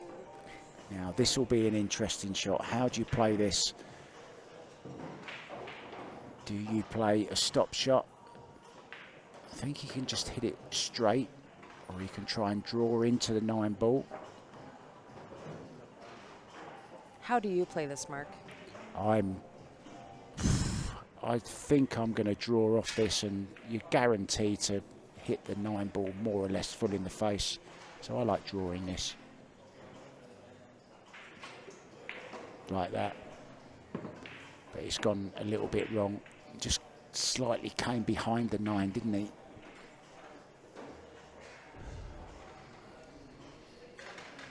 We have a result. I didn't mind actually just tapping that ball in, but there's always, I guess, a risk slow rolling into and something like that. you know, if it deviates just slightly, you can end up dead straight on it, on the 9, and so you can't get back for the 10.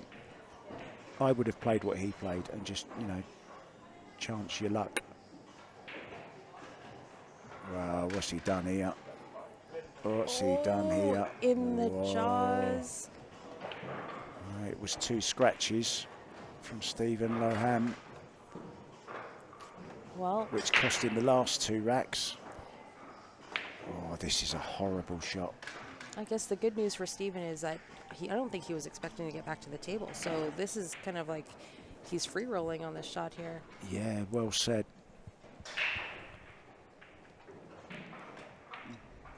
This is a tester though, shooting out of the pocket, dead straight into the corner.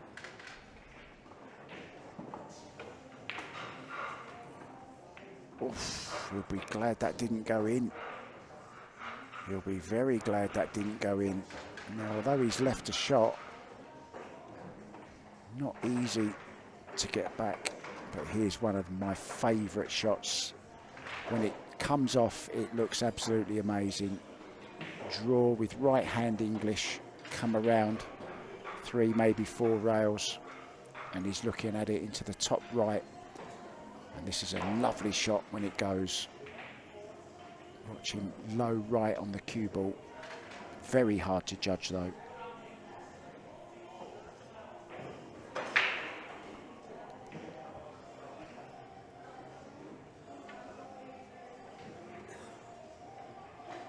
This is a shot you often see the pros practicing.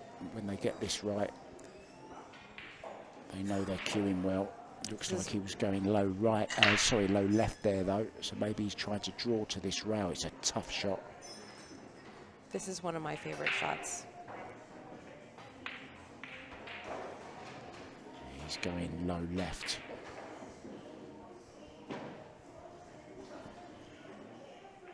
So he's looking at leaving a longer 10 here, Steph. Yeah. Well, he's... Oh. Well, another chance.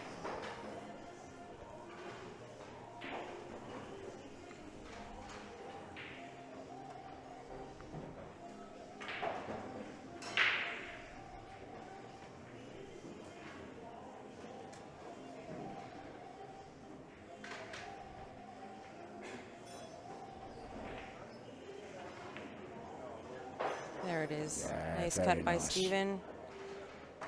And that will make him feel a lot better, because he could have and should have lost this, and it should have gone 6-6, but it hasn't. It's 7-5 now to Stephen Holam.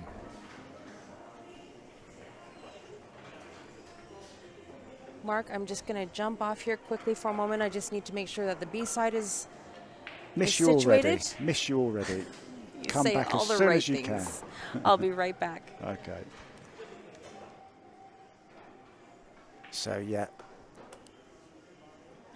On the B side, they go to 7-foot bar box, playing 8-ball, and take what you make. A fabulous game on a 7-foot bar box. And talking of 7-foot bar box, we saw the launch of the new Predator Apex 7-foot table in Red Deer. First time it's been showcased in a tournament, and there was 35 of them, I believe. And they got rave reviews. Another great break there. Made one of the wing balls in the side.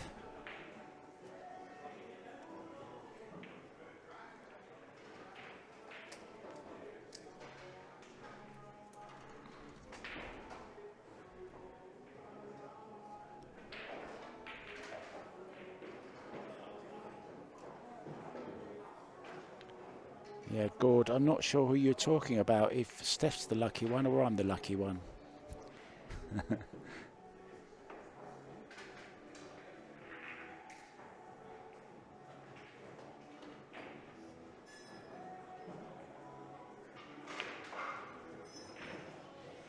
Eric Vargas, Filipino.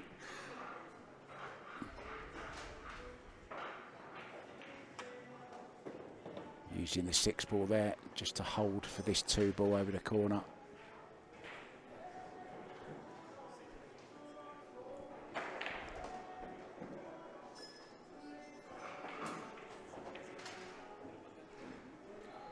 Ben Francis, another member of the Canadian team, playing in Austria next month. He's 5-5 now. With, I think it was Filtrango.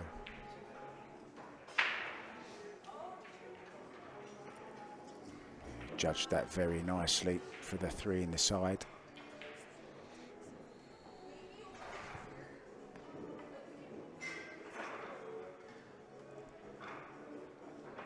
Hi, Angela. Hi to Brett as well. Conrad, Warren. I seem to remember Warren from yesterday.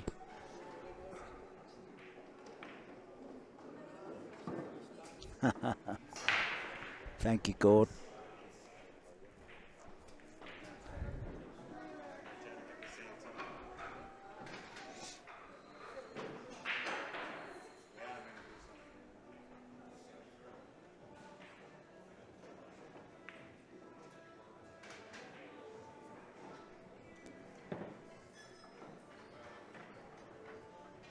This could be going all the way, guys, this one. Who's your favourite to win it? Not much between them. Odd little mistake here and there.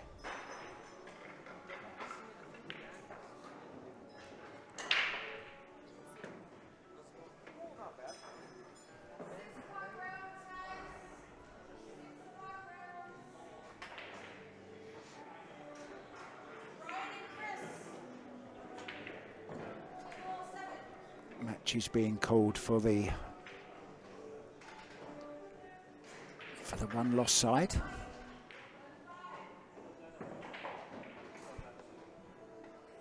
We've got matches at 4, 6 and 8 p.m. today for you. And we'll be back again tomorrow. And then the last day on Saturday. And then I've been told I'm off to Banff.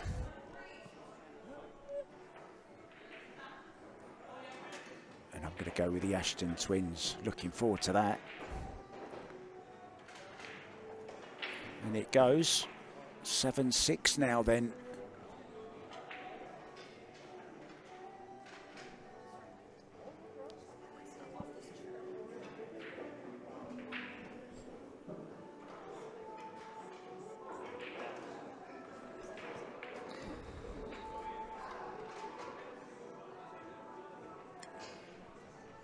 Yeah, Mario Mora, John Mora's father, was a great snooker player back in the 80s.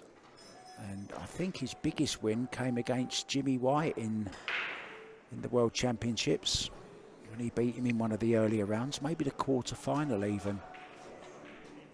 And John Mora was going to be here. Last-minute plans, though.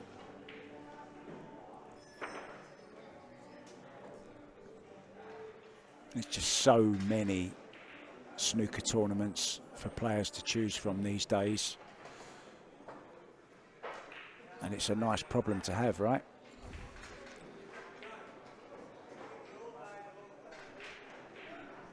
So let's have a closer look at this break-off shot. He's moved the cue ball just slightly more towards the centre. Broke dry last rack, remember?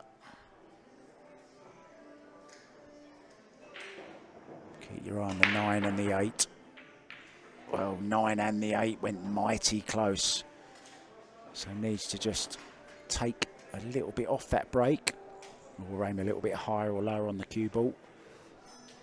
But this is a chance. It's dry again for Vargas.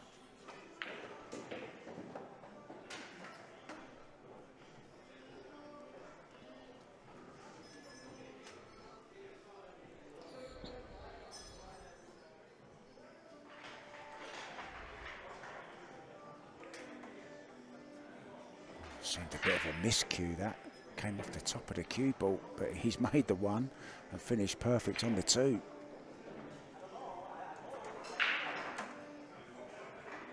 So who are your favourites to win the teams in Austria? There's some great teams, some very strong teams. Germany, very strong. Pia Filler, Josh Filler, Torsten Holman. And for Austria, Jasmine Ocean, Albin Ocean, and Mario He. Oh, that's a bad miss from Loham.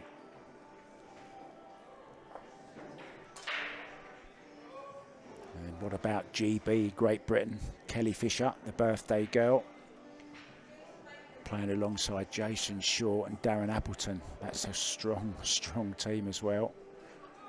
And then how can you discount Spain? Francisco Sanchez Ruiz, man in form this season, playing alongside David Al-Qaedi and Amalia Matas.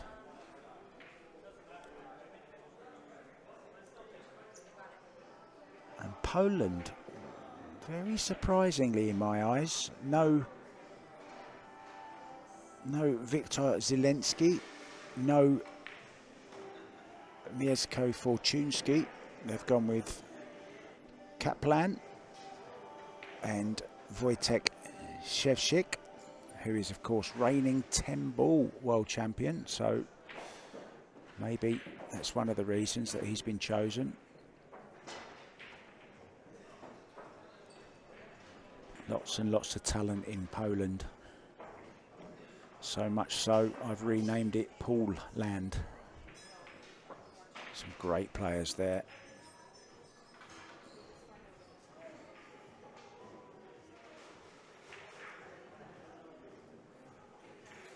Conrad Zischen, also another great player.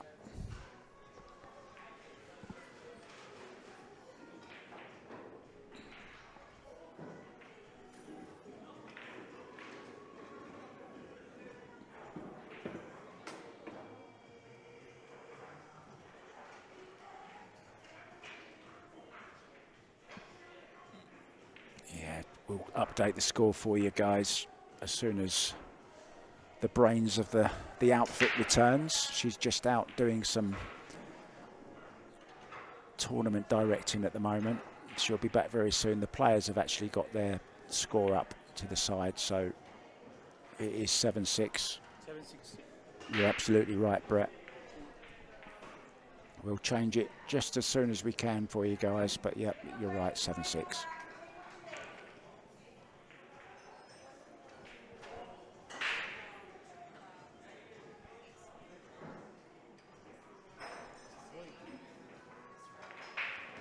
So going airborne over the 8. This is one of those nice distant jumps. Very nice distance. Just up and over, land right on the back of the 5 ball. Just have to be careful that you don't hook yourself behind either the 7 or the 8. Feder Gorst will probably draw back off this 5 ball, nudge the 8 out of the way, and finish perfect on the 6. Oh, how well did he hit that? Very nice jump indeed. Has got a thin cut on this 6 ball to the bottom left if he chooses to go for it.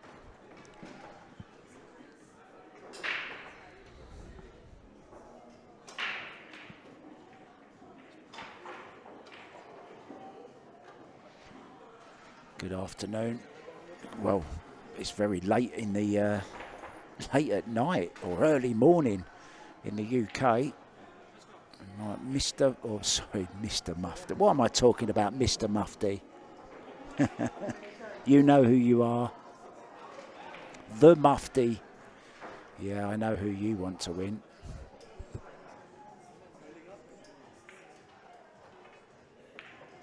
Oh, that's a great shot. Very intelligent shot. Well, made it a little bit easier by putting it close to that corner pocket. He's got a nice 2-railer here off this back rail, side rail. Just has to avoid the scratch. Doesn't want to come across the face of it.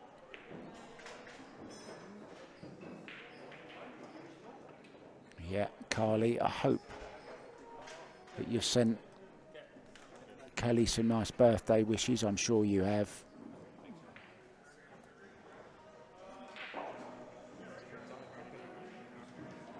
Oh, very wide there. Never threatened the 6 ball. What a chance then to go 7-all.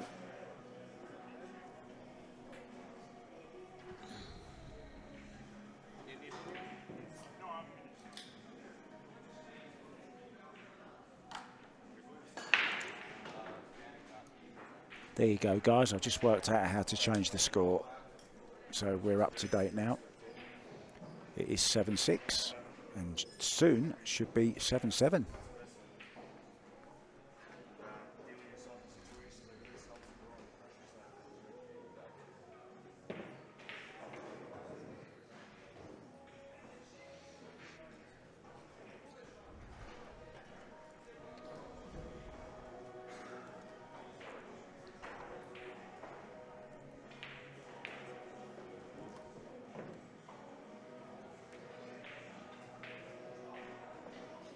Just wondering if one of these players might take their 5-minute break. Maybe Stephen Loham. Might be a good time for him to just go and regroup, splash a bit of water on his face. Just seems to have lost momentum in the last few racks.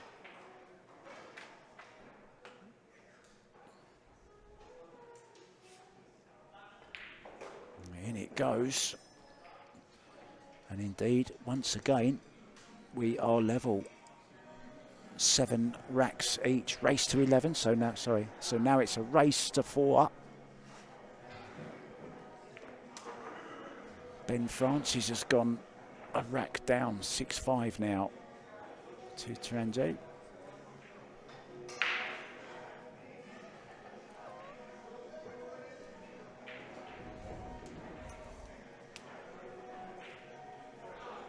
If you've just joined us, we're live from the Leather Pocket.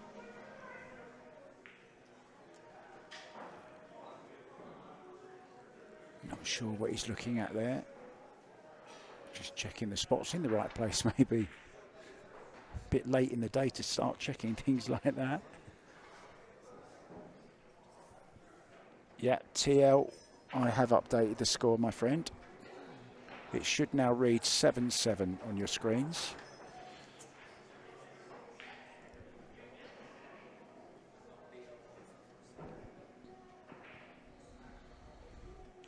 So yeah, we're live from the Leather Pocket. This is the CSL Invitational. We started with, I believe, 30 players in the end we got. 10,000 added, so big prize money.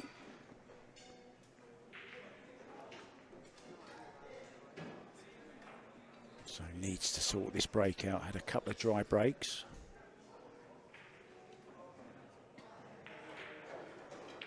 Sticking with almost centre.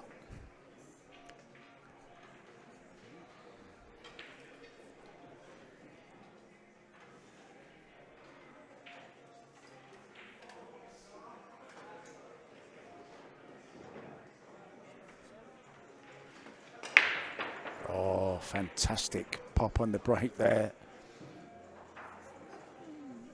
But it's still going to be dry, unfortunately. Both wing balls to the side, almost went. Not left an easy starter, though, for Stephen.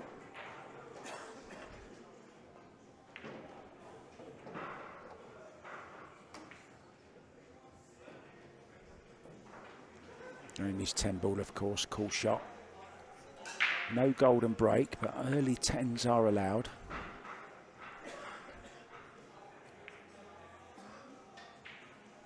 It's quite a clever shot, that. Played to make the 1. If he missed it, he knew he'd be getting cover behind the 6. And if it went in, he'd have a shot at the 2.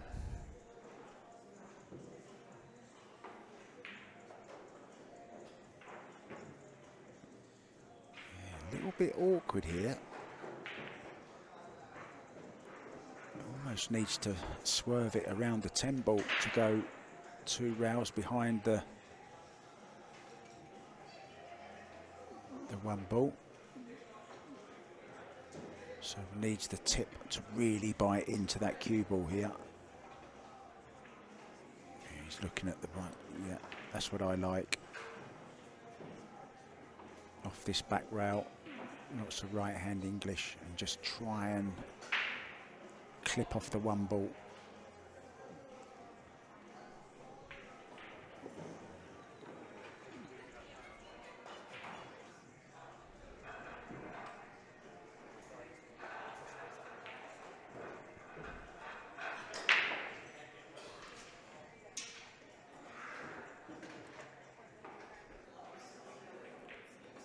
That's the view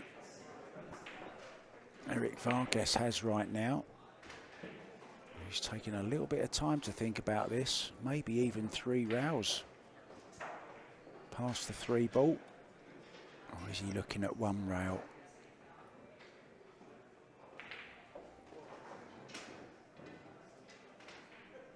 I think he needs to kick this. He's called. Well, he's going to go 1 rail. He's trying to bank it to that corner pocket.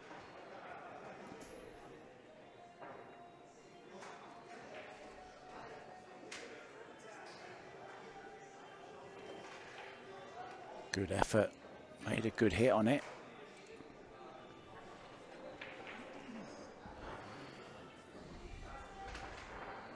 He hasn't left anything, he's hooked him back. Good chance here, though, to get in behind the 3, but must make a rail, of course, after hitting the 1. So just push that 1 ball past the 3, cue ball behind the 3.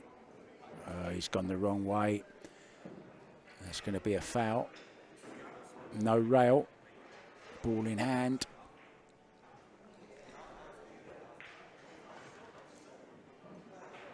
Just got a little bit too much English on it. Wanted to hit the 1 ball before he hit the rail.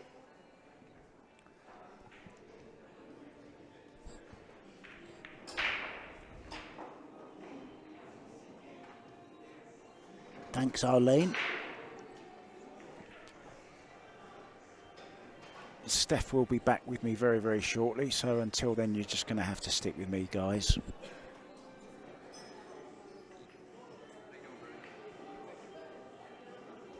Thanks for coming down.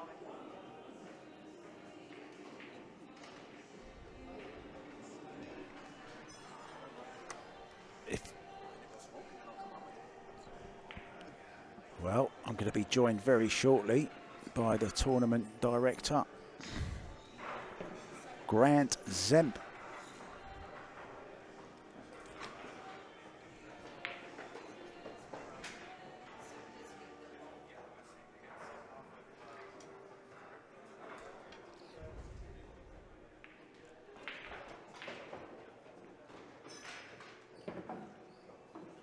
Just sneak past that 5 ball.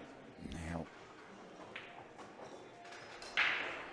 needs to put a little bit of pace in this. Needs to get the cue ball out from that side rail for the 4.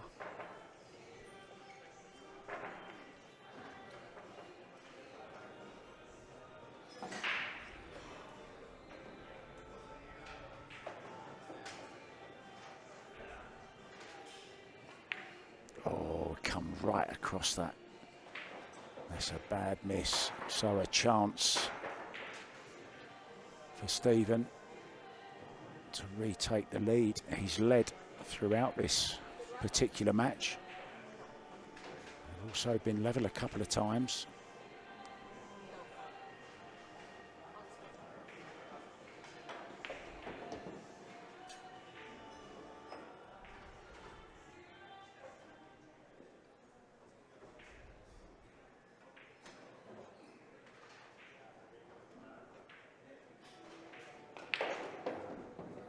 He's got hold of this. Wow, he's been very fortunate there. He would have lost the cue ball had it not have brushed the 8.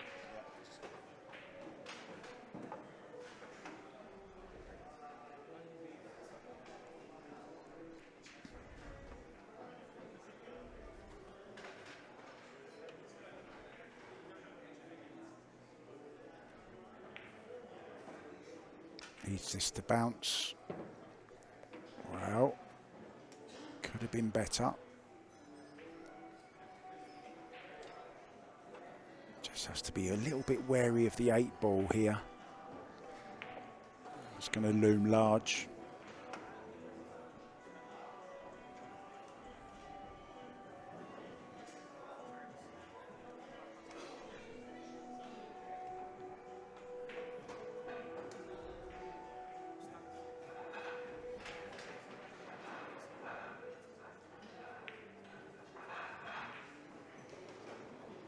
Very nicely played. So the 6 obviously passes the 9 ball. 6 to the 7. And he should be leading 8-7.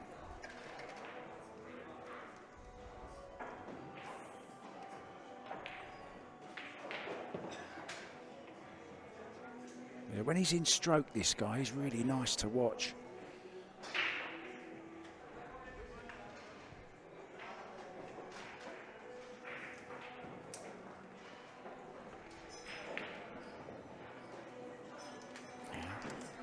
Caught it a little bit thick. He's still okay though. And I'm going to be joined right now for the conclusion of this match by Grant Zemp. Hi Grant. What's going on, Mark? How was your game? You know, I lost, but I won. Right. I lost. I know what you mean. Now you go to the one lost side and play the bar box. That's Is that right. what you mean? That's exactly right. So, I mean, I lost 11-7. And for me to get 7 games off of Rick Marshall, that's a win for me. Good to hear.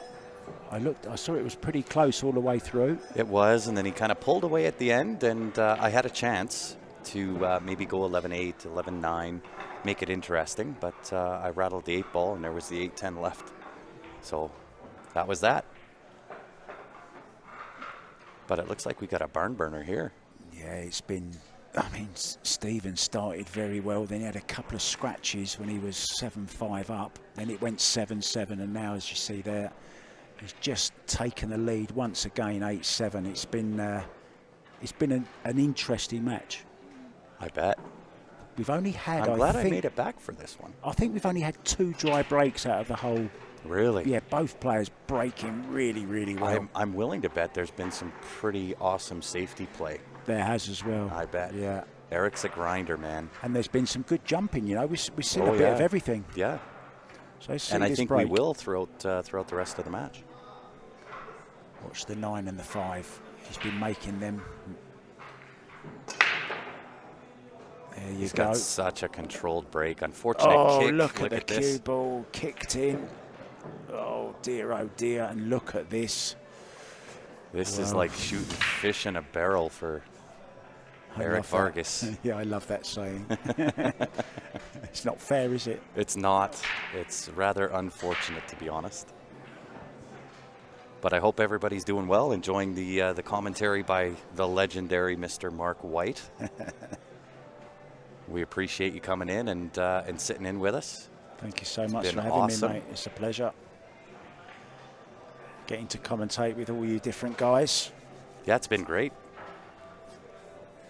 I was able to go home last night and have a little bit of duly needed sleep after the Canada Open. I was worried that you were going to say you went home and you were watching and listening to the stream, and I was thinking, oh no, I hope you weren't, the things we were saying about you. Well, I mean, you know, what can you do, you know? I was saying to your good wife, Steph, that although I don't get to play much anymore, I actually move more tables around now than I play on. Yeah, you do. Well, you were a great help. That's for sure, in all aspects. Just don't ask me to dig holes anymore. That's it, right? I'll move as many pool tables as you like.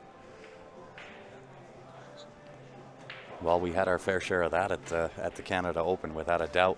And I got to say, you know, this is the part that I think most people don't understand, is once the event is over, it's not over for us. We still got to tear out and move tables. Yeah, and we've still got to go back. Oh, he's played this badly. Whoops. Got some unwanted left-hand English, or not enough left-hand English. One of the two. Yeah. Yeah, hard to tell what he was really kind of thinking there. Was he just trying to come back up top?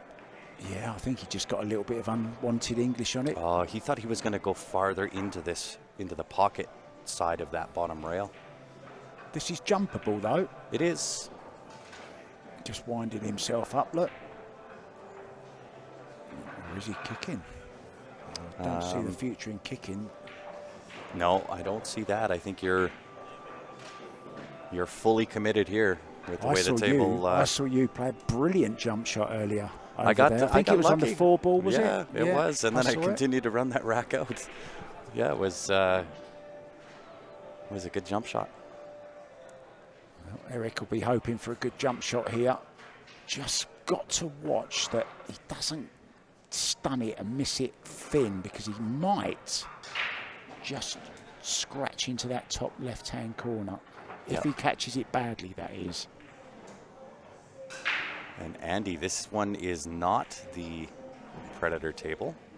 This one is the Diamond 9-foot table. And we appreciate you tuning in all the way from Spain. Rod will be live here broadcasting the B-side at some point tonight. So we'll have 2 broadcasts going out of the leather pocket. Yeah, talking of Spain, That's exactly how. What did I call? Oh, he's so close to that. Does he get away with it? pocket. Look at where this 6 is going to lay up. Yeah, talking of Spain, Grant, of course, that's where the Predator tables are made and then shipped across the Atlantic. 'Tis true.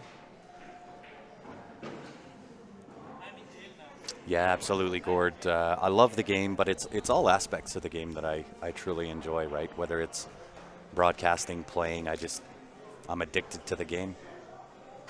And when we did the Predator Open, the Canada Open, that was a 6-year event in the making. It's kind of been on my radar and a goal ever since, and I'm just really glad that everybody that came out supported.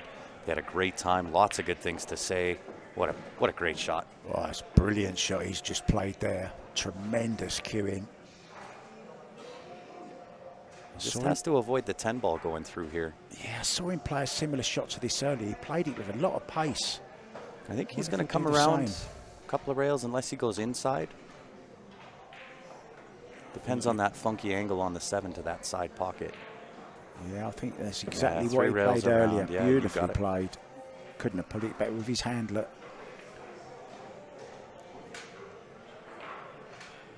And once again, guys, if you're just tuning in, you know what to do. Hulk smash that share button. It is the CSL Invitational being played out of the Leather Pocket, Calgary, Alberta, Canada. My name is Grant, sitting beside the legendary Mark White, special guest commentator that's welcome on Q Sports Live anytime. I'd love to become a legend. I'm not sure. Oh, I think you're you're a legend in the making, sir. Now the question is, Mark. Yes. Brilliant. Look at, I'm copying you. I'm saying brilliant. It does become addictive. It does. Addictive. So the question is, we know you're on your way to being a legendary commentator. The question is, over time, will it make it to the iconic standpoint? Well, I've commentated with a few icons. JJ's one, I think. JJ's one. Yeah. I've still got a few on my bucket list that I would love to share. Well, let's hear who's on your bucket list. I want to commentate with Nick Varner. Yeah. I want to really commentate with Jim White. He's been one of my favourites. You bet. For many years. Bet. You know what? I'm going to make that a personal goal. I get along with Jimmy really well. I've got his number. I'm going to make it happen. I don't know when, and I don't know how or when or why or all that, but I'm going to make it happen. I know he's been approached, and we were very, very close to having him at one of the last Pro Billiards Series events. Mm-hmm. But he just couldn't make it because of a prior commitment. So hopefully that's going to happen one day.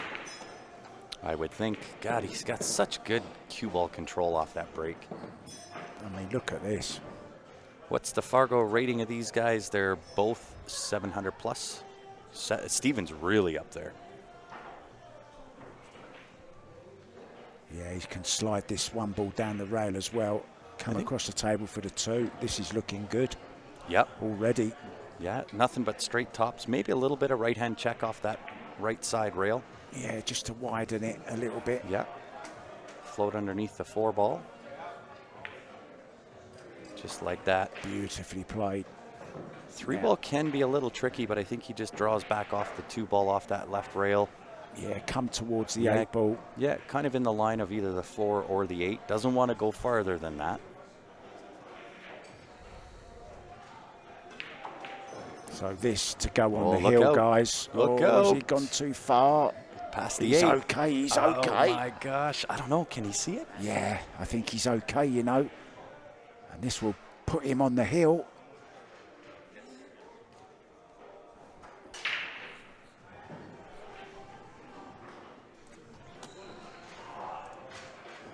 Can he see the 3? I think he can. Oh, it's tight. If he can see it, it's tight.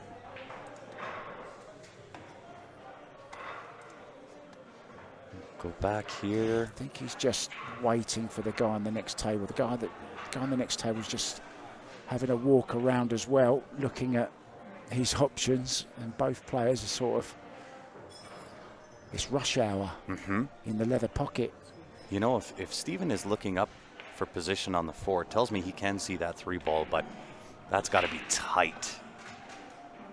Got to be very, very tight. I don't know where he's going. He's just gone outside the door. Oh, he's just having a little sip of water and just calming himself down while the guy on the next table runs out. He's on the 10 ball, the guy on the next table. Good show of class there from Stephen. Yeah. Right, you're down to those final 3 balls. Done the right thing. Let the guy shoot out. Yeah. Nice draw past the 7 ball. Just like that. Almost inch perfect. Would have liked maybe another ball rotation there.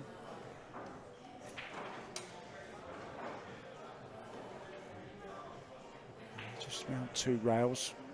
Yeah, might catch the 3rd. Yeah, you think he will, mate. You called it. Just a bounce off of Yeah, it. just a nice little touch angle. That's lovely. Perfect. Yeah. That lets him power that 7 in and come across for the 8 ball. Yep, and he's going to be on the hill. 3 balls to go to put himself into round 3. Great shot. Played it beautifully. He really does get his cue through nicely, Grant. Oh, he's got one of the best strokes out there, as far as I'm concerned.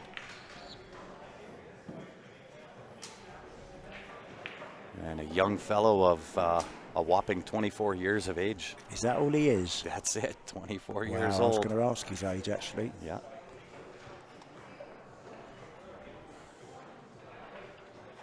I want my hair like him one day.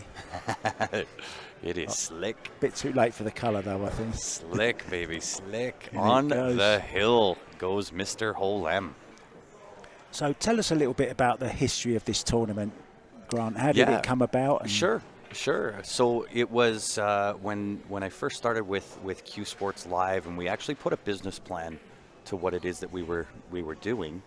And I had asked, the locals and anybody and everybody I ran into, and I said, look, I don't need your money. What I need is your support. And just go on and view the stream, and I promise you I'll find a way to give back. And when we had the opportunity, we did just that. It was the Q Sports Live Invitational. Was the annual first one happened right before the year before COVID hit. So it was supposed to be the second annual. As soon as COVID hit, it kind of put a kibosh to that. I have to tell you, your wife Stephanie has renamed it. It's now called the Invitational. The what? She misspelt it. So we can't let her forget that. It's Invitational. Absolutely. Invitational. There we go. You heard it here first. So Stephen Holem on the hill has a chance to take fate into his own hands and close escrow on this match. What do you think, Mark? What's your prediction? Is Eric getting a shot? I think he breaks and runs here. Squat the cue ball, make the 9 and the 5. Oh, he nearly made both of them. He has made the 2 and the 4. Ooh. And he's got a shot on the 1, not an easy shot. Look at the 5 well, ball. And it's the, how do you go from the 1 to the 3? Especially when you're shooting off the beach like that. Yeah, I'm not sure if he's close. If he's not, he might dig down. He might dig down and draw back off this. He's got the stroke for it. I'd love to see that shot. Is the cue ball far enough away from that rail? I don't think so. He's If going anything, high. I think he's going to power through the 1 and try to come all the way back up. If not, take it into the side, miss the 10, shoot the gap between the 7-8. We'll see what he does. Oh, he's thrown his shoulder. Yeah, he tried to dig. Look at this. Oh, and I thought he was going to open up the 8 and the 7-8. 5. Oh, is it the 5? It is the 5. I wonder if the 5 goes off the 8, or has it just gone too far for that? He's got. Can he? Look at this for how about this for a shot? Well, just straightforward. Maybe catch the second rail on the way up for the 1 ball, but going from 3 to 5. Yeah, I like nudging it out here. I like nudging you may as well. Nudging Absolutely. the 8-5 now. Yep. He's got the angle. He'll have a shot on the 3 unless he's really unfortunate.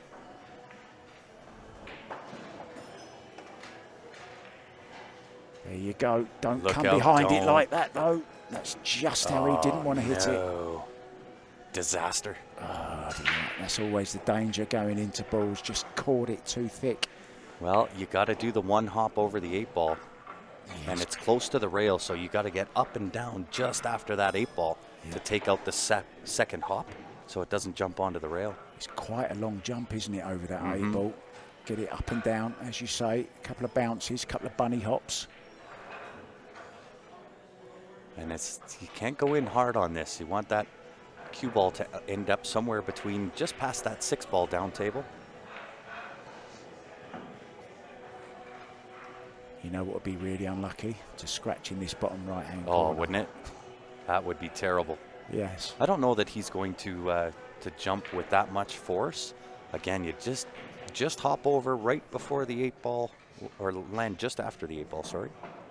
Take out that second hop.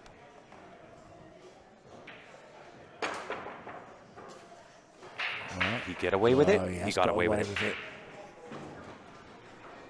Yeah, right down the line of this one, Grant, and he can't see. He's going to have to kick it. Now, there's a great question from Arlene.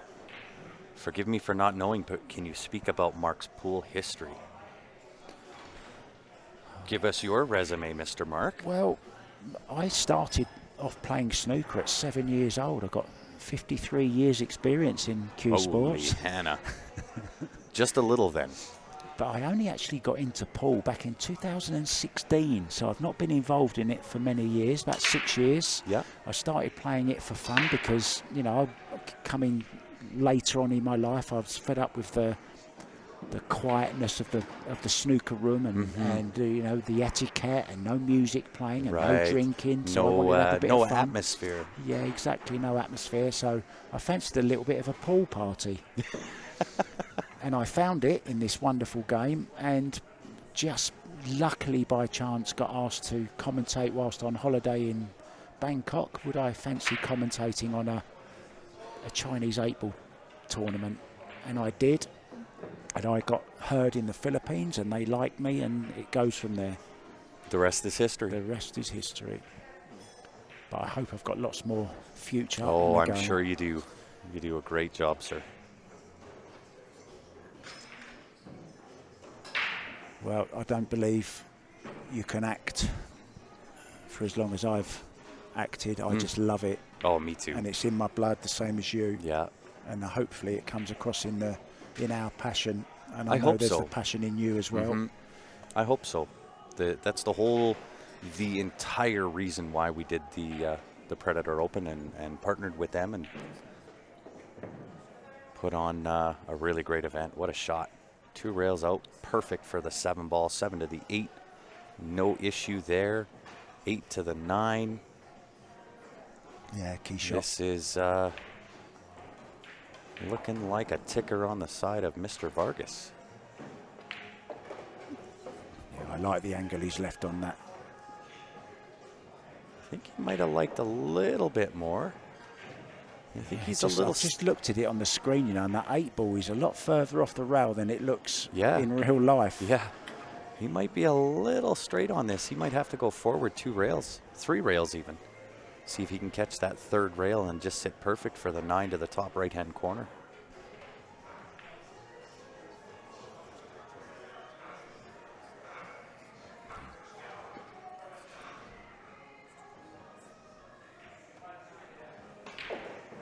Oh, he drew trying to go. Wow.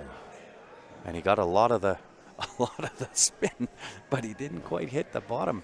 Alison Fisher would be saying, "Oh, I don't like that shot. I don't like that shot, Mark." He tried to make the cue ball go against the way that it wanted to go. I think forward was the way to go. Forward 2 rails, left-hand spin. But you know what? It's not that terrible of a safety if you can send that 9-ball straight up, straight down, right across the break dot and land it on the end rail. I'm wondering, will he play the bank shot? He's looking at the cut shot. Is he really looking at that cut? I think he is. Whew, that is a tall task. There is a lot of distance there. He's called the bank, Grant. He's changed his mind. Bottom left-hand corner. To keep himself alive, he needs to miss this pro side if he's going to miss, and then kind of get a little fortunate. Nope. It's looking. He did not go he pro went a side. bit wide. Yeah. Did not make it to the pro side of the pocket. Look where it's gone. Well, he can cut this to the side. Yeah, whichever he prefers. I don't mind him going to the corner either. It's really shooter's choice. Yeah, just how you're feeling. That's it. But simple up and down position here for the 10. This is for the match, remember, and for a place in the third round. Some big money on offer here. 10,000 added. Bounce off the rail. Now then, a test of that lovely smooth cueing. 10 ball for the win.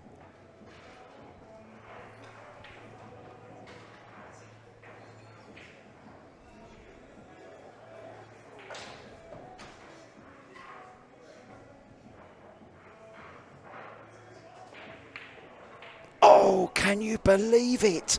The drama's Can not you over believe yet. it? And he came up off that shot as well. It's not over yet. I was gonna say it's hard to get on the hill, but to close escrow.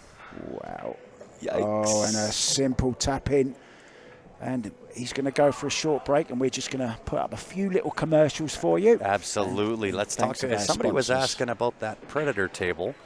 So let's take a look at this fine Predator table. I know it says the Arena Billiard Light, but the Predator tables, we were fortunate to be able to feature those for the first time for the Predator 7-foot table at the Canada Open.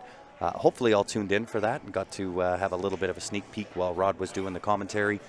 Amazing tables, played phenomenal. Mark, what did you think through the Canada Open with the 7-foot? Yeah, firstly, I thought they looked fantastic.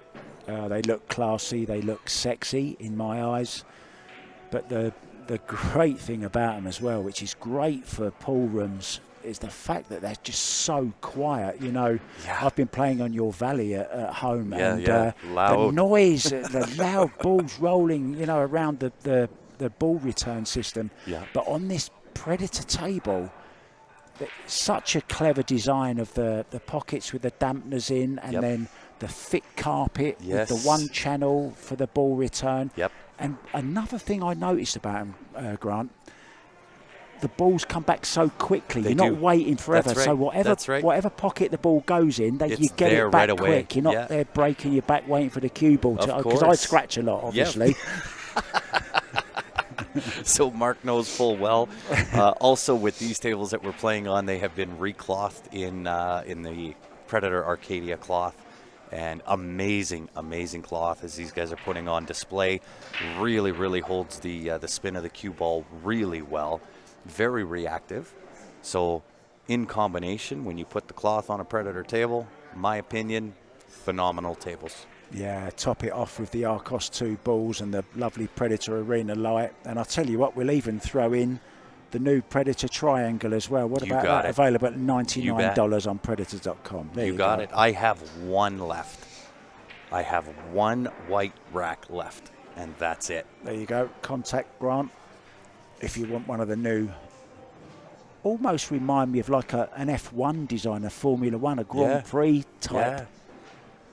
And I'll tell you, design. I have a now even more limited number of the 7-foot tables available. So if you do want to have one of those guys, hit me up on our email, sales@qsportslive.com. I have a extremely limited number. The next time we'll have our hands on some of those is Q2 of next year. Really? Yep. Yeah. Here we go. Made the wing ball in the side. He's going to have a shot on the one unless the 5 ball comes and spoils the party. Does it the one go? sneak? Does it sneak past? You know what? He might even be able to He can play play the the carom. billiard. Yeah, exactly. Play the billiard. One onto the 5. Has to be careful though. The only problem is if the one passes too far up table, he's going to be left with a 1-8 combo.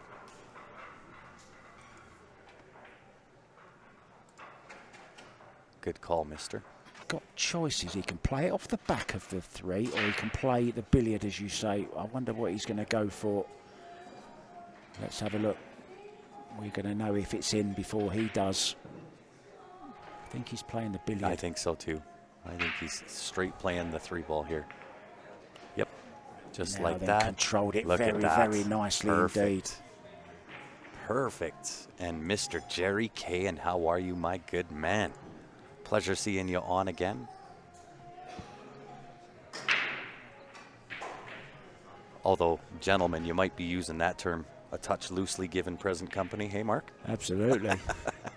Applicable to the both Gentleman, of us. meaning you. That, well, I don't know if I'd quite go that far with myself.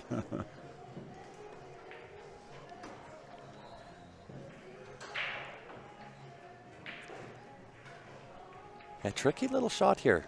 If you go forward, you got to watch the scratch into that right side pocket, and to draw, you almost have to draw back to the back rail and get the window between the 6-8. That's what he's doing. I think he's going around the ankles here, you know. It's so hard to tell. He's got that Filipino stroke. Oh, he shot Yeah, between the 6-10. brilliant shot. The bottom of the ball, no matter what. Yeah. No matter what they're trying to do. They could want to hit straight tops, and they're still hitting or aiming at the bottom of the cue ball. Touch under hit. Whoa, whoa, whoa. So just giving his cue a wipe down, compose himself. It's It's a tricky big. little shot. This is a big moment in this match. You don't want to leave Steven this table. He missed closing escrow the game before. I rather doubt he'll make that mistake again. Yeah, bad miss. 10-8 match. Did exactly the same thing, so I know how Steven's feeling right now.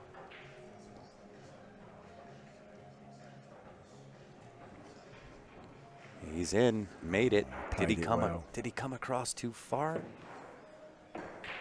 Hit it with a little too much pace. Always He's hard the wrong to side of it, isn't he? Yeah, you could almost call the 6 in the bank side, because that angle, if you draw with a little bit of left-hand side, comes off the back rail and snuggles up behind the 7, would be an even easier safety if you do make the bank. Just waiting on the guy on the next table. He's on the 10 ball. That is the one and only legend for sure. He's the reigning champion, Edwin Montel. Wow. The finals of the first Invitational. I think Steph said the same, so I think you are right. Yeah, there you go. Played the safety. Very intelligent safety that, but is there the gap between? I think there is. Has he left a gap? I don't think so. I think that 7's pretty much a beach ball in front. Yeah, he's looking at the kick. Yeah. Yeah, no room between them two, is there? Nope. Worrying times, though. If he loses this one, goes 10-9, his opponent will be breaking to go heel. So this is not over yet. He's got to make one kick shot here. Yeah, he wants to send the 6 ball up to that top rail. The problem is he doesn't have quite natural angle, so he's got to hit the left side of the cue ball, which can always be tricky. But he does want to hit and stick with the cue ball. Okay, position to the 7. Not easy. He's on the wrong side of the table. I think he's got to draw this off that left-hand side pocket and come underneath for the 7 ball. Up, right-hand pocket. But I think that's the path out. To go forward, I think he's flirting with disaster. Yeah, you could go that's forward 4, maybe 5 rails and sit for the 7 pretty much in the same options, but you're asking a lot at that point. He's got to draw it round. Yep. Off at least 2 rails. He might even get the cue ball back to where it is now. He would love that. Doesn't want to overhit though. There you go. I think he's Look well at this for a overhit shot. it. Look at this for a shot. He's had a stroke of luck. Wow. He's on it. He's on He it. got away with murder right there. I think he was trying to get past it, you know. I think he was trying to come 3 rails for the Yeah. 7 down to Yeah, the he bottom was. left. Yeah, absolutely. Yeah. Almost made it. Just Yeah. clipped it. Yeah. But Unreal. he'll be happy with that, Grant. Just has to watch the side pocket. He's got a shot here. Just watch that side pocket. He needs the cue ball to hit just before the side. Yeah, and go back out towards the middle of the table for the 8-ball into that left-hand side pocket. Yep. That'll bring him around 3 rails for the 10 to the bottom right. Well, I feel nervous for him. Really crucial moments here now. But it all comes back to when you're looking at those angles and where you need to be, you got to bring yourself back to the moment and make sure you make the shot first. That's the most important. You miss the 7 here. It's all over. And that, yep. I'd sure like to see this go hill-hill. I think he might even play the safety here. He could, yeah. Nice little touch off the 7, send it down to the bottom rail, cue ball up to the top rail, use the 10 as a blocker. I wonder if he's considering the bank at all. He's going for the cut. Watch the cue ball.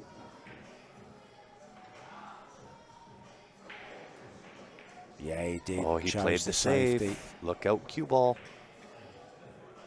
But he's left it open. Yeah, he's got a call. I think he's going to still kick this from behind, call the side pocket, do a kick and stick. I think Stephen, being the aggressive nature of how he plays, he might take this cut on. You think? Yep. He very well could take this cut on it, Oh, he's especially looking if at he it. misses pro side and leaves the cue ball back up. I think he's the aggressive nature here. Yeah, he's certainly had a look at it. He's going for it. Hold on to your hats, ladies and gentlemen. Here we go. And Missed he has pro missed side. it pro side. Yep, and left the cue ball up top. Right now he's left Eric a cut. Have you ever thought of just giving up playing and just become a commentator? I think you commentate a lot better than you play, and I mean that in the nicest possible way. Of course. I can't execute the way these guys can, but a lot of times. So I know their game style. He's going thin off this around the angles behind the 8-ball. Yeah, I agree. Use that 10 ball again. Just a nice thin little touch. Use the 10. How well has he hit this? How What a about- how great about shot that perfect? is. Shot of the match so far. That is dead perfect. Well, he's left a slight edge on it, Grant, but it's I don't think no you could have future asked in it. much better for that. No. Right? I mean, a much better would have been a full ball hidden, but This is when a you're horrible you're shot. fighting with your life on the line, he'll take that. He's having to draw this to avoid the scratch, and he'll be sent a chance. He's going through it at the moment. I'll tell you Stephen what. Holland. Do these guys want to win or what? They're giving us the show. Yeah. Still more to come. I see Facebook is freezing up again. Oh, I thought he whiffed it.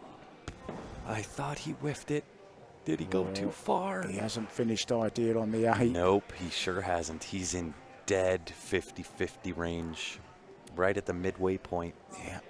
I love the way pool players point to where they wanted it.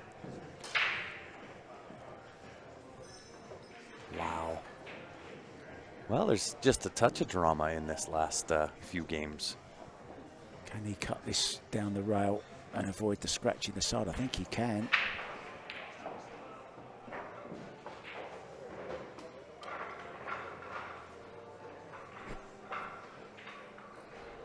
He seems pretty calm. I wonder what's going through that mind of his at the moment. He's looking at cutting it into the side, I think. Oh, he's going to lose the cue ball here. This is mighty This is fine. danger, danger, danger right Watch here. this bottom left-hand corner. Oh, he's... Look out, side pocket. Oh, no. Total, complete disaster. And they shake hands. In it goes. What a horrible way for it to end. We'll be back with another match very, very soon, guys. Thank you so much for watching. We'll restart the stream and hopefully get back to our Facebook. See you soon, guys. Absolutely, guys. Hey, thanks, Mark, for sitting in with us. And once again, as always, guys, if you haven't done so yet, make sure you go onto our Facebook page, hit the like button.